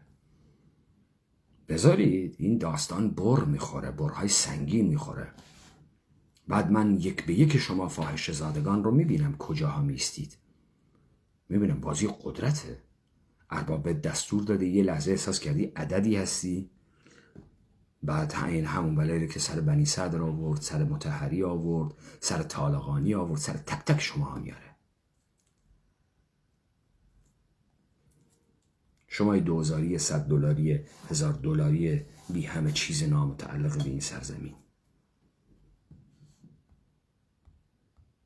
امروز نیست که پیامدهای منفی بسیار انقلاب و آن همه با هم روشن شده، باز هم هیچکس مجاز به بحث درباره مسائل اساسی و پیامدهای گفتارها و رفتارها نیست. فقط باید به سرعت انقلاب کرد درباره پیامداش، هر چی که باشه، هر چقدر هم خطرناک باشه، حتی تجزیه ایران باشه، میگن در آینده بحث خواهیم کرد. آقای اکبر گنجی، شما 43 سال از این حرفا میزنید، ناگهان همتون به استثنای شما به این نتیجه رسیدن که انقلاب بکنن. آقای اکبر گنجی، انقلاب نکنید. ما در آخیز کردوار و سر به خوک خودمون انقلابی ترین جریان حقیقی جهان میدانیم، به شما میگیم انقلاب نکنید. حق ندارید انقلاب بکنید. تا من ببینم جمهوری اسلامی تحمل میکنه صورتکش رو عوض نکنه، حتما بایستی عوض بکنه.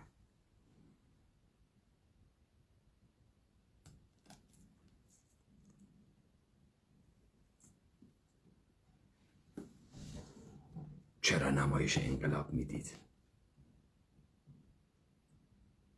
نکنید آقا، انقلاب نکنید. نمیخوایم انقلاب بکنید.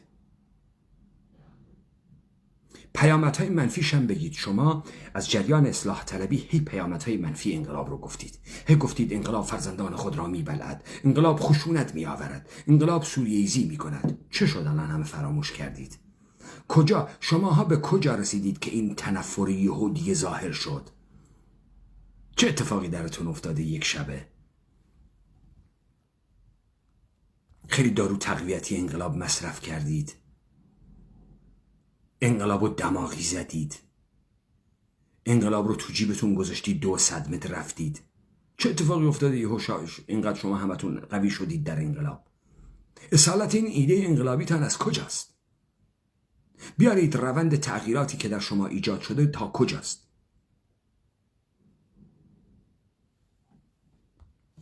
اگر ایران از صفحه تاریخ محو شد، کجا با هم گفتگو خواهیم کرد؟ ایران چگونه از صفحه تاریخ محو میشه؟ یعنی این سرزمین ما پاک میشه؟ چگونه از صحنه تاریخ محو میشه؟ چطوری؟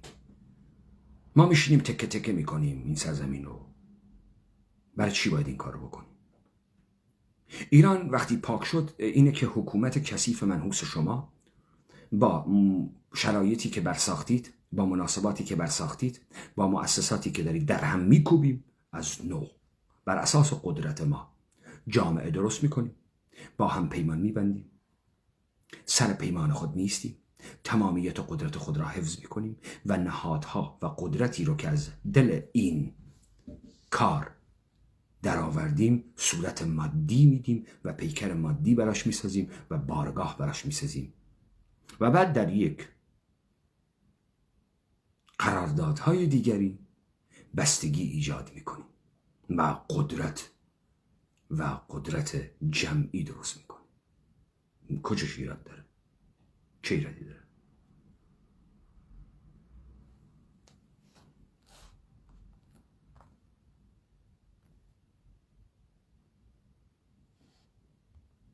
چگونه به محض اینکه مطالبات و خواستها طرح شن، تمایزها و جدایی‌ها آغاز میشه. اولا نزاع جمهوری خواهان و طرفداران نظام سلطنت، ثانیا نزاع چپ‌ها و راستا، ثالثا نزاع این همون نزاعیه که احیانا سر کیس قدرت میشه. اون ما آدمای تو خیابون فراموش میشیم، اونا سر هستن، ما بدنه هستیم، اونا حالا سهم میخوان، اما هیچ کدوم از اینا هیچ قدرتی ندارن برای این سهم خواهی. چرا آقای گنجی؟ به خاطر اینکه تمام اون دستایی که الان پشت پرده است داره انقلاب رو هماهنگ میکنه به همه اینها میگه انقلابه، همون تمام روایت رو داره، تمام قدرت رو هم در دست داره، اون سرمایه های عظیم مالی رو هم در دست داره که میتونه بسیج های بزرگ اینطوری جهانی رو صورت بده. و پشت این داستان ارباب بزرگ آمریکایی تن هست و این طرح آمریکایی است. دولت ماندگار ایرانی که در ید شما حاضی 1 میلیون نفری که کارمندان دولت آمریکا هستید و این سرزمین رو نابود کردی با مردمانش. کار شماست. کثرت گرایان با گروه مافیایی و جاسوس و انحصار طلب سازمان مجاهدین خلق، راه به نزاع گروه های تجزیه طلب خواهان جدایی از ایران با گروه ها و مردم طالب حفظ تمامیت ارضی ایران و موجودیت ایران. خامسا نزاع کل معترضان بر سر چگونگی رفتار با رهبران جمهوری اسلامی، سپاه پاسداران، بسیج و پایگاه اجتماعی اونا و جایگاه حقوقی اونها در نظام سیاسی آینده. جو قالب کنونی عدم بخشش برای گذاری به دموکراسی و حذف کامل همه اونها هستش. نزاعات بسیار بسیار بیشتر از ایناست که خدمتتون گفتم و تنها چیزی که فعلا بر سر اون سرپوش گذاشته همه با همه سلبی علیه جمهوری اسلامی. نه خیلی دروغه. نه، اطمینان خاطر از این که این چیزی که شما اسمش رو انقلاب میذاری سر نداره. روایت من درست داره، بر دلیل میارم. این همه با هم احتیاج داره به این که در درون این آدم‌های تنفر عجیبی همزمان با هم به هم گره خورده باشه تا تمام این چیزهایی که به عقل تو میرسه به عقل اونا هم رسیده باشه یا نرسیده باشه. حتما به عقل اونا هم رسیده. حتما هم طرف نگاه میکنه ببینه وزنش چقدره، چقدر قدرت داره، چقدر میتونه این کارو بکنه. هیچ کدوم از اینها نه قدرت دارن، نه وزن دارن، نه ابزارش رو دارن. چه اطمینان خاطری پشت سر این بسیجی ها هست الان یا لسارات الحسین نمی کنن و بیان تو خیابان شور کلب حسینی بگیره اینها رو. دستور بهشون دادن از این غلطا نکنن، چوب تو آستینشون میکنن. اون اطمینان از سر تمام صداها داره ختم میشه به یک دولت سکولار دموکراتیک. جمهوری، نمیدونم، جمهوری مادام العمر، ولی سلطان مادام العمر داره به اونجا ختم میشه. اطمینان کامل از این که سر دست خودمونه. هر وقت هم دلمون بخواد یکی رو بروز میدیم، یکی رو ظهور میدیم، یکی رو خفه میکنیم. به همین راحتی. چون طرف عددی نیست، طرف وابسته به ماست، طرف قدرتی نداره، طرف نیرو اجتماعی نداره، طرف زبانی نداره که حرفی بزنه. 1000 تا برگه ازش داریم، 1000 تا سند ازش داریم، از حقوقهایی که ازمون گرفته، از سفارشاتی که بهش دادیم برامون کرده. طرف نمیتونه جیک بزنه، مثل تو و مثل کسانی مثل تو، چون عددی نیستید. سیاست ها رو پیش میبرید همونطوری که میگم. این اطمینان همه چیز دست ماست، تمام راه ها به دست ما ختم میشه.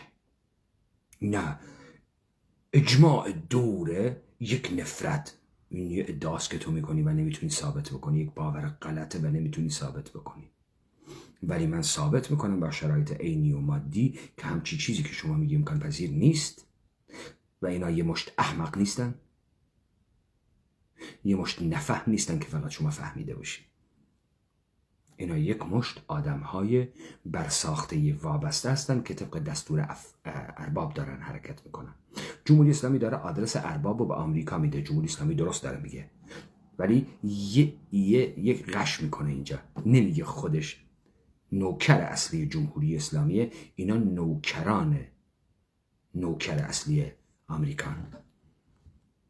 داره درست میگه کار آمریکاست، خودشم کار آمریکاست. راست میگه پروژه آمریکاییه، خودشم آمریکایی. بخاطر اینکه کسی مثل ما احیانا بیاد بگه که اینا رو کی داره هماهنگ میکنه، این کارا رو دارن میکنن، میگه آمریکا میکنه. آره، آمریکا برای تو میکنه، برای تداوم تو این کارو میکنه. تو خودت علی خامنه‌ای نوکر مستقیم آمریکایی. وگرنه علی خامنه‌ای در 100 سال پیش، 50 سال پیشی که بابای تو ملا بوده، مردمان این سرزمین زمین کشاورزی داشتن، چراگاه داشتن. بابای تو چطور ملا شده؟ اگه یهودی زاده نیستی، بابای تو فاقد هیچ گونه تعلقی در این سرزمین بوده، 1 متر زمین از آن خود نداشته. مردی که کولی، مردی که یهودی، تو چطوری توانستی در کشوری که سنت انجماد طبقاتی ندارد، سنت قانون اروپایی ندارد، قوانین نانوشته رعایت شده ندارد، توی یه لاقبای ملا شیپیشو تونستی قدرت 85 میلیون نفر رو در دست بگیری؟ حتی ارباب اونجا نذاشته تو رو، و تو اربابی نداری تو رو اونجا بذاره. همینطور رضا مهتر. چطور این ایل قاجار با این قدرت توانست این ایران را فتح کند، گرجستان را فتح کنه؟ یه ایل. بعد در 200 سال حکومت داری، این ایل بایستی الان از لحاظ جمعیت و مکنت و ثروت بسیار قدرتمند باشه. یه لاقبای آغل تمیز کنه سواد کوهی میاد تمام این ایل رو پس میزنه، یکی تو قاجار در مقابل این آقا وای نمیسه. چطور این اتفاق نمیفته؟ ببینید، شماها خیلی عقل جمعی رو دست کم گرفتید. اینی که الان صدای من شنیده میشه دلیلش اینه که انحصار تریبون از دست شما افتاده. درسته تریبون های ما کوچکه، ولی ما میتونیم حرف بزنیم. درسته شما سعی کردید فضای مجازی رو هم در اختیار بگیرید، با سلبریتی سازی یه فالوور درست کنید، با 20 یک کاربر درست کنید با 20 میلیون فالوور، به خاطر اینکه به توپ لگد میزنه، به خاطر اینکه چرت و پرت میگه، ترانه میگه، تا او بتواند اینسپایر بکند مردم را. صدای ماها صداهایی است که پخش نمیشه، ولی این صدا میماند، این ایده میماند و این ایده شما را نابود میکند. امروز باشه، 10 سال دیگه باشه، 1 قرن دیگه باشه، مهم سر اینه که مردمی توانستند ایده‌ای بسازند، بذری بکارند که بنیان تو را نابود بکند. نه اینکه هیچی نباشه، نه اینکه تمام میدان از آن تو باشه. اونجاست من اول حرفام گفتم بایستی یکی پیدا میشد به دنبال کاره، زود بازده نبود. ایثار این نیست که بری جانت رو ببازی، ایثار اینه که از شهوات دست برداری. یه نفر تو این سرزمین پیدا بشه، یه کاری بکنه ماندگار برای مردمان این سرزمین.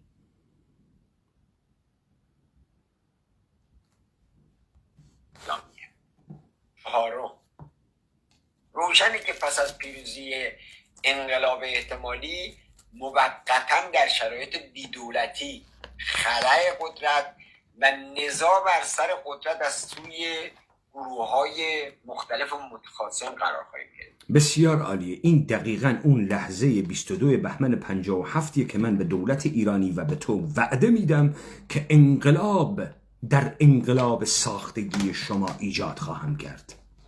این دقیقاً اون نقطه است. اینجاست که قدرت ایده رو میشه و رهبریت کاریزماتیک کارایی پیدا میکنه.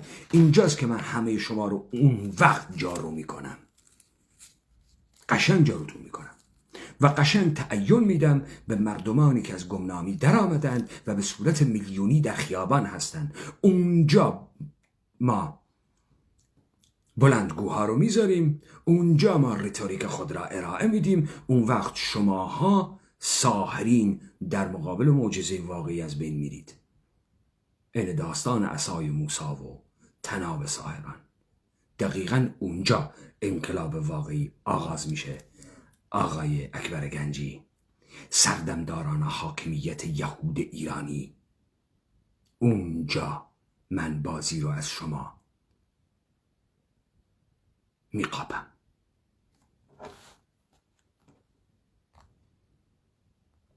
این فرایند در همه انقلاب‌ها رخ داده. ابتدا نیروهای رژیم پیشین اعدام و سرنگون میشن، سپس مبارزان سابق به حذف همدیگه میپردازن. نه دروغ میگی. اونی که در 57 اتفاق افتاد اونی نبود که در روسیه اتفاق افتاد. دروغ میگی.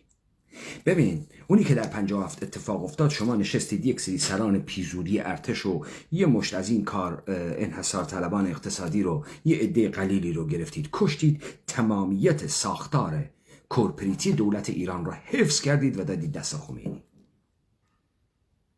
اونی که تو روسیه اتفاق افتاد، تمام کانونهای قدرت تزاریسم رو در هم کوبیدن که جامعه نتواند به قبل برگرده.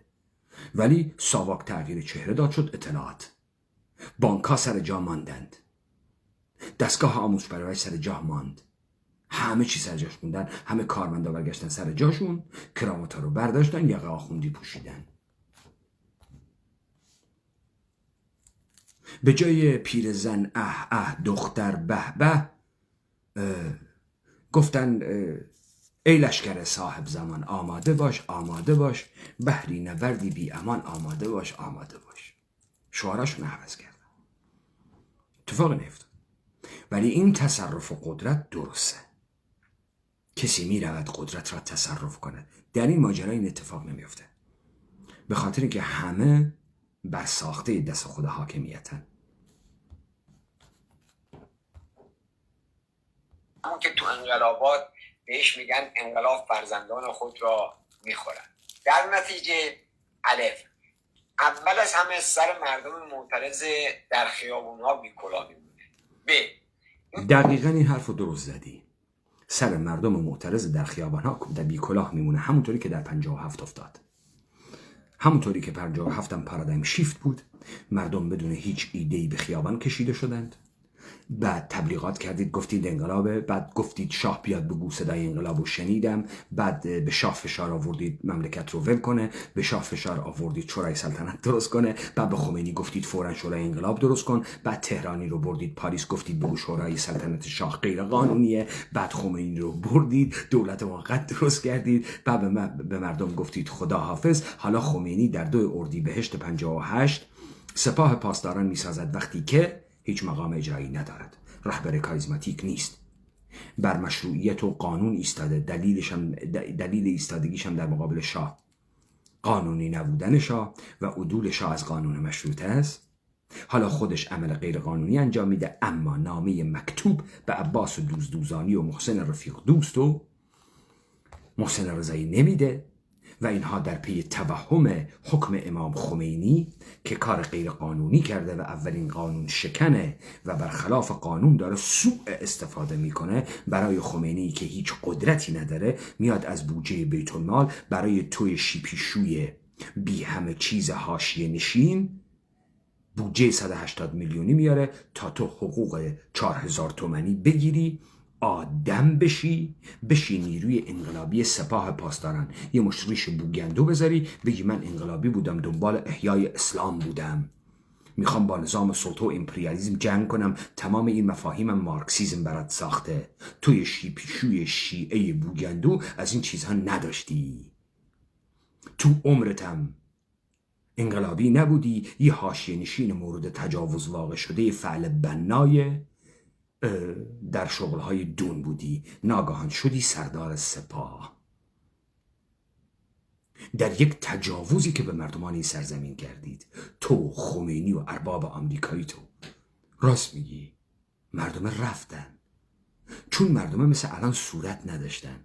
همینه که تو میگی جوانان ما، این جوانان اسم ندارن. میگی انقلاب میخوان، نمیگی کی گفت. میگی شعار زن زندگی آزادی، طرف از این حرفا تو خیابون نمیزنه. برو جرأت داری یه فیلم درگیری بیار که نشون میدی به عنوان انقلاب این شعارها رو توش زدن. همین شعارهایی که تو میگی انقلاب زنان نو، زن بازی و این حرفا رو زدن. شما میری این شعارها رو از کجا میگیری؟ از یه مش دانشجوی پیزوری سفارشی در دانشگاه که داره خودشو تکون میده، مرد میهن آبادی، زن زندگی آزادی. این اونه نیست که داره می جنگه. این ماکت های شماست. راست میگی. به همین خاطر ما نمیذاریم صبح 22 بهمن 57 کسی بره تو خونه هاش. به همین خاطر داریم میگیم همتون برساخته هستید. تا اونجا نشه چون زنی نیروهای سیاسی، تا تو نیایی از خلای قدرت بیای وزن بگیری مثل مجاهدین خلق و چریکای فدای خلقی که تظاهرات 200-300 هزاری به راه انداختن و بعد نتوانستن از این نیرو در بیارن.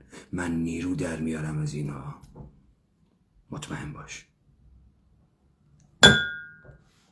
اون که کدام گروه غالب خواهد شد و قدرت رو تسخیر خواهد کرد؟ حتما ما غالب میشیم، چون ما تمامیت قدرت را به آحاد مردمان، تک تک مردمان تعین یافته این سرزمین برمیگردانیم. حتما مای مردم هم زبان داره، هم سر داره، هم ایده داره. به تک تک مردمان این سرزمین تمامیت آزادی، سروری و اختیار خود را برمیگردانیم. به تمامی این مردم مسئولیت میدیم که جامعه را بر بسازد، قدرت را بر بسازد. در هر جای این جامعه داره زندگی میکنه، تمام ثروتی که تو این جامعه تولید میشه به واسطه کار تمام این مردمه. پس تمام این مردم دانش زندگی کردن را در این جامعه دارند و با گرفتن مسئولیت بهترین جامعه، بزرگترین قدرت را تولید خواهند کرد. حتما ما این کار رو میکنیم. در جنگ قدرتی که در خواهد گرفت، معلول سازمان یافتگی قدرتمند یک گروه، رهبری کاریزماتیک برای پیروان اون گروه سازمان یافته، تمام اینها موجوده آقای گنجی. برعکس تمام جریاناتی که تو داری میبینی، تمام اینها موجوده. حمایت دولت‌های غربی از افراد و گروه هاست. ما دولت‌های غربی را در سرزمین خود به زمین میزنیم، مجبورشون میکنیم از تمامیت سرزمین ما خارج بشن و در موضع تعامل با ما و همکاری در موضع برابر بیستند و با مردمان آزاد برخوردی درست داشته باشند. ما اراده خودمان را به اونها تحمیل میکنیم. برساخته دست هیچ کدوم از اینا نیستیم آقای گنجی. به طور طبیعی دولت‌های خارجی میکوشن که نیروهای وابسته به خودشون به قدرت برسونن. در این صورت چپ‌ها شانس چندانی ندارن، چون در وقتی که خمینی آمد، نیروی وابسته به کی بود که توانست تصرف قدرت را بکنه؟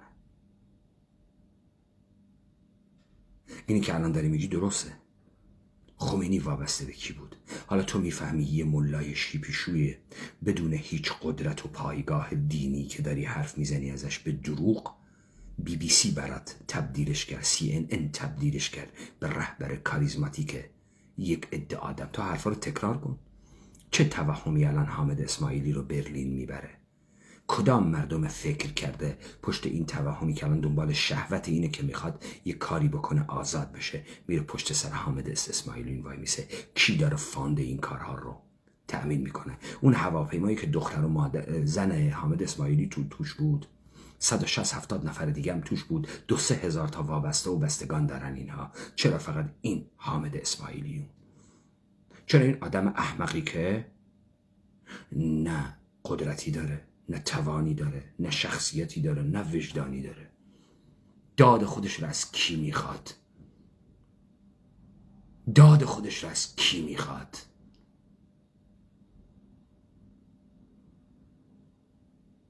زن و بچه اون نابود شده، اون میخواد به جای اونها رنج اونها رو نقد کنه و غلط میکنه. میخواد به جای اونها ببخشه، غلط میکنه. داد از کی میخواد؟ از حاکمیت دولتی که تو میگی از اراده این مردم برساخته. چطوری داد خیلی ها دیده نمیشه تو این سرزمین؟ باید داد این یکی دیده بشه.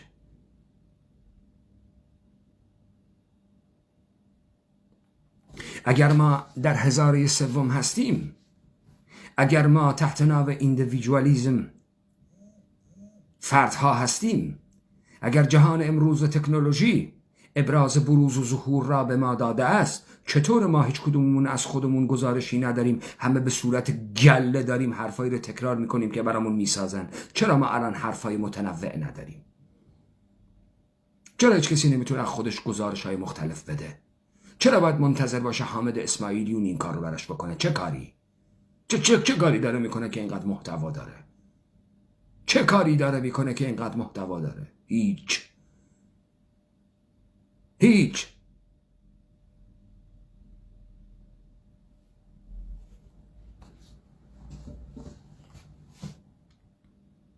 مشروعیت زدایی از دولت ایرانی این راهش نیست. تو باید ثابت بکنی این دولت ایرانی مشروعیتش رو از کجا گرفته، این هویت ایرانی از کجا آمده و چگونه تعمیم داده شده، چگونه کار کرده تا حالا. تو نمیتونی بگی ما بر اساس قانون هویت ایرانی داشتیم، 120 سال این آدم ها رو بی همه چیز کردی، ثروت اینا رو تاراج کردی، حالا میگی قانون نبوده تو این مملکت. مردی که پس تو بر اساس چه این مردم رو بیکشتی؟ بر اساس چه به این مردم گفتی تجزیه طلب که قانون نبود؟ زور گفتی.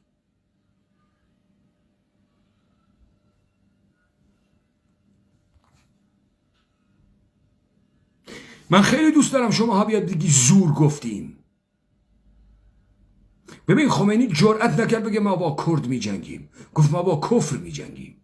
من خیلی دوست دارم شما بگید ما زور میگیم، زور داریم، به زور میخوایم این هویتی رو که برساختیم بهتون بدیم و تمامیت قدرت رو از این هویتی میگیریم که برساختیم. بیاید این حرفو بزنید، بیاید بزنید.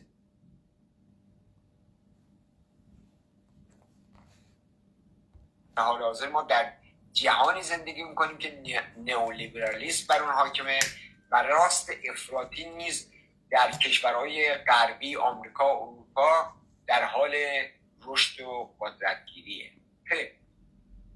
در شرایط بی‌دولتی و خلأ قدرت، نیروهای جدایی طلب فعالیت تجزیه طلبانه خودشون رو بیش از پیش خواهند کرد، چون بهترین شرایط ممکن برای جدایی شرایط هرج و مرج انقلابیه. بدین ترتیب فرایند تجزیه ایران آغاز میشه. نه دروغ میگی، به خاطر اینکه از همین حالا همونی که داره این انقلاب رو انقلاب مینامه، این رژیم صورتک عوض کردن رو انقلاب مینامه، داره نهاد ارتش رو نهاد مردمی معرفی میکنه و پیشنهاد میده که سپاه پاسداران در ارتش ادغام بشه تحت نام منشور ایران.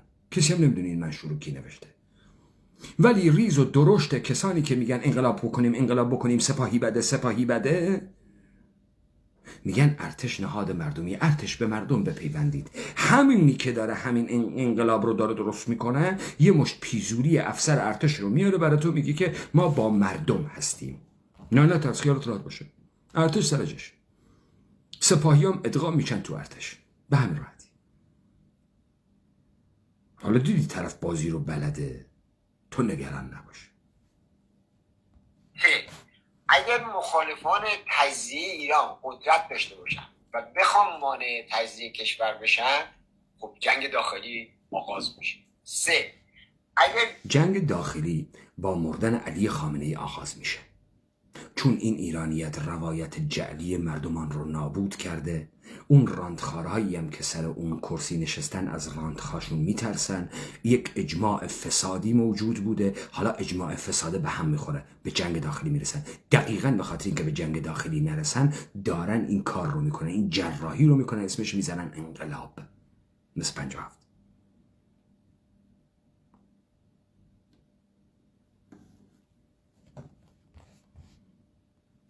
دیگران ببینن که تجزیه طلبان منابع استراتژی کشور، چون آب و برق و گاز و نفت و غیره رو که همه کشور اکنون از اون بهره مند میشن با خود میبرن و دیگران رو به کلی از اونها محروم میسازن، برای منافع مردم بخش خودشون هم که شده وارد جنگ خواهند شد. نه دیگه امکان نداره وارد جنگ بشن، میتونن با هم بازرگانی بکنن.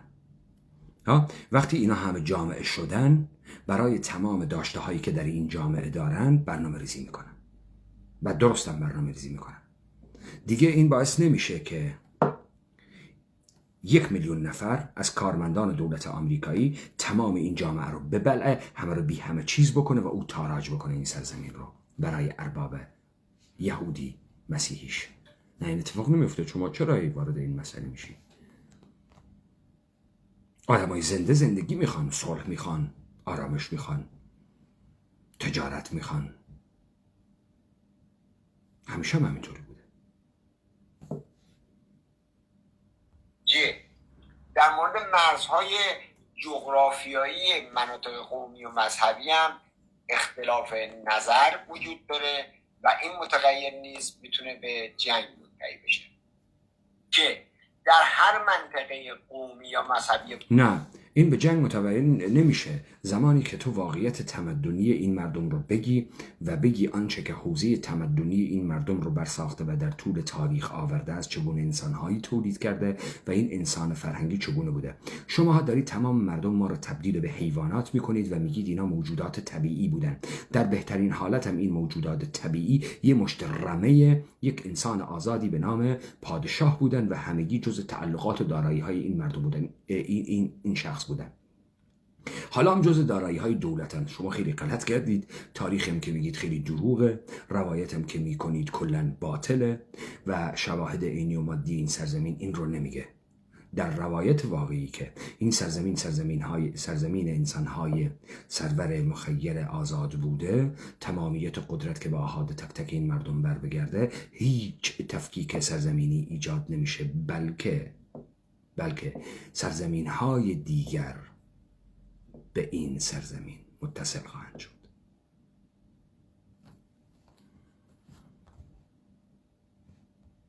کنونی اقلیت‌های قومی و مذهبی دیگری هم زندگی میکنن. نزاع بر سر حضور یا عدم حضور اونها و همچنین حقوق اونها نیز میتونه به جنگ منتهی بشه. در دوران انقلاب 57 ایران در جهان دو قطبی شرق و غرب اون دوران متحد جهان غرب به رهبری آمریکا بود و آمریکا هم و دولت‌های غربی هم از تمامیت ارضی ایران در برابر نفوذ شوروی، اتحاد شوروی سابق دفاع می‌کردن. اما در جهانی که آمریکا بر سر در اون هژمونی پیدا کرده، رئیس وزیر خارجه بوش پسر. خب آقای اکبر گنجی، چرا در جهان امروز آمریکا نبایستی تمامیت ارضی ایران رو در مقابل چین حفظ بکنه؟ با همین استدلال خودت در مقابل بریکس حفظ بکنه. چرا چین هیچ وقت باور نمیکنه دولت ایران با آمریکا در جنگه؟ چرا چین از بازار قاچاق ایران استفاده میکنه؟ چرا چین به جای اینکه راه ابریشمش رو از ایران بیاره دور میزنه ایران رو نمیندازه تو ایران؟ چرا چین هیچ وقت باور نمیکنه ایران دشمن شماره یک ایالات متحده آمریکاست؟ چرا چین هیچ وقت این باور رو بروز نمیده؟ چرا شما سعی میکنید خیلی خیلی ایران رو چینیش بکنید؟ نمیتونید. در صورتی که چین الان داره کشورهای اطراف رو میبلعه و داره قدرت خودش رو تثبیت میکنه و بسیار رقیب جدیه. بین بریتانیا یک زمان امپراتوری بود، امپراتوری استعماری بود. یکی از اقمارش که آمریکا بود خواست ازش جدا بشه، مقاومت کرد، باش جنگیدن. 1812 دوباره اومد باشون بجنگه، دوباره شکست خورد. تا اینکه در فراز جنگ جهانی دو، تا اینکه در فراز جنگ‌های داخلی آمریکا بریتانیا طرف شمالی ها رو گرفت، نه طرف جنوبی ها را. با واقعیت آمریکا کنار آمد. در جنگ جهانی دوم هم عملاً در سیستم جدیدی که برقرار کرده بودن با آمریکا شریک شد. حالا ایالات متحده آمریکا دو تا راه داره: یا قدرت چین را به رسمیت میشناسد، یا اون سرمایه‌داری که این پشتش ایستاده و خودش ارباب میداند با چین هماهنگ میشود، سهمی هم به چین میدهد اگر میخواد برای بریتانیا سرش نیاد. حالا چطوری آمریکا ایران رو نمیخواد حفظ بکنه در مقابل چین؟ آیا اکبر گنجی با همین استدلالی که داره میکنه. از دردهای زایمان خاورمیانه جدید سخن گفت و هنری کیسینجر همین یکی دو ماه پیش در مصاحبه با ساندی تایمز گفت خب این کشورهای کوچک خاورمیانه‌ای که تو داری میگی که چین مثل آب خوردن اینا رو میبله، همه حالا بلیده. تمام اینها الان شدن وارد کنندگان کالای چینی، از اقلیم کردستان گرفته تا عراق تا این سرزمین ما. چرا باید تبدیل بکنه به کشورهای کوچک کوچک؟ چه استدلالیه؟ این چه استدلالیه؟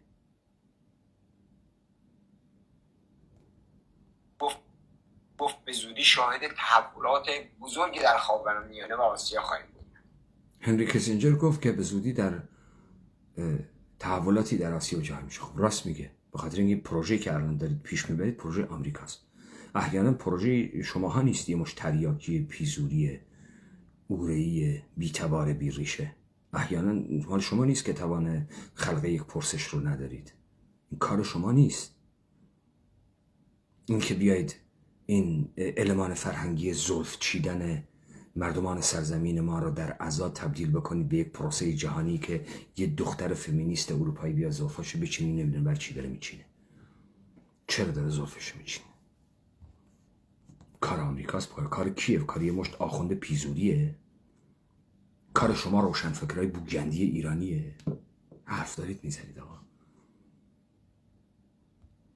خب دولت‌های غربی یعنی چه چیزی بایستی دختر اروپایی رو قانع بکنه که زلفاشو قیچی کنه؟ برای چی باید این کار بکنه؟ یعنی چه؟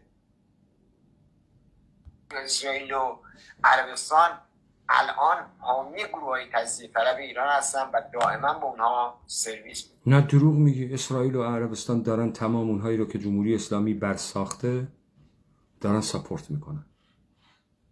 شماها رو، امثال شماها رو، امثال سازگارا رو، امثال تقی‌زاده ها رو، امثال شماها رو دیگه، امثال رمضانی رو. شما کیت؟ پسر کیت تو این سرزمین؟ کیت که ناگهان توی سرزمین برخوردید اومدید بالا؟ خیلی باسوادید، خیلی متفکرید، خیلی دانایید، خیلی نابغه‌اید. شما همه تو قدرت بودید، بوگندستان رو درست کردید. این بوگندستان رو شماها درست کردید. شما تکنوکرات ها و روشنفکر ها و این گندستانی که درست شده شماها درست کرد. این فسادخانه رو شماها درست کرد. انجام برای حل معضل محو ایران از صفحه جهانی کلیه افراد و گروه های مخالف جمهوری اسلامی، از چپ تا راست از مذهبی تا غیر مذهبی، از لیبرال دموکرات تا من نمیدونم این معضل که اینقدر بزرگ، آمریکا، اسرائیل، عربستان سعودی، من نمیدونم اینا چرا میتونن عراق رو نابود بکنن. عراقی که اکبر گنجی وقتی تو پاسدار بودی مجبور شدید صلح بدید عراق رو، وگرنه بلعیده بود شما رو. بعد از قطعنامه 598 دوباره تا همون خاکهایی که اول جنگ گرفته بود برگشت. عراق 10,000 کیلومتر مربع خاک ایران رو در دست داشت تا سال 69. تو بدون شلیک یک گلوله از اسلحه یک سرباز عراقی مجبور شدی از حلبچه خارج شدی، ولی او آمد تا بین جاده اهواز و خرمشهر دوباره آمد، اهواز و آبادان دوباره آمد. ولی این آمریکا عراق رو تو 16 روز فتح کرد. چطوره که اینو نمیتونه بزنه؟ چطوره نمیتونه تمام گلوی اقتصادش رو بگیره بندازه؟ چطوره نمیتونه تمام خطهای مراسلاتی قاچاق رو ازش ببنده؟ عجب. سوسیال دموکرات به خصوص چهره‌های شناخته شده و با سابقه باید به صراحت و شفافیت تمام اعلام کنن که تحت هر شرایطی مدافع موجودیت ایران هستن و مرزهای ملی موجود ایران رو پاس خواهند داشت. کلیه گروه‌ها و شخصیت‌های سیاسی مطرح باید میثاق‌نامه امضا کنند. نه، شما غلط میکنید. از حالا هیچ خط قرمزی تعریف میکنید که برای خودتون مشروعیت حفظ تمامیت قدرت را داشته باشید. قدرت در این سرزمین از آن تک تک مردمان این سرزمینه. شما حق نداری. خط قرمز ما دولتی است که بخواهد مردم را صغیر تعریف بکند و قدرت را از مردم بگیرد. هر روایتی است که مردم را رعیت تعریف بکند، رعیت تاریخی تعریف بکند و بگوید به واسطه انسانهای غربی ما به آزادی رسیدیم، حالا میخوایم مدل غربی بیاریم. خط قرمز اینی است که تاریخ این مردم را نابود کرده و میخواهد روایت یهودی، هندی، مسیحیش رو بر این مردم حاکم بکنه. خط قرمزها شماهایی هستید که دارید وجود مردمان سرزمین ما را بی وجود میکنید.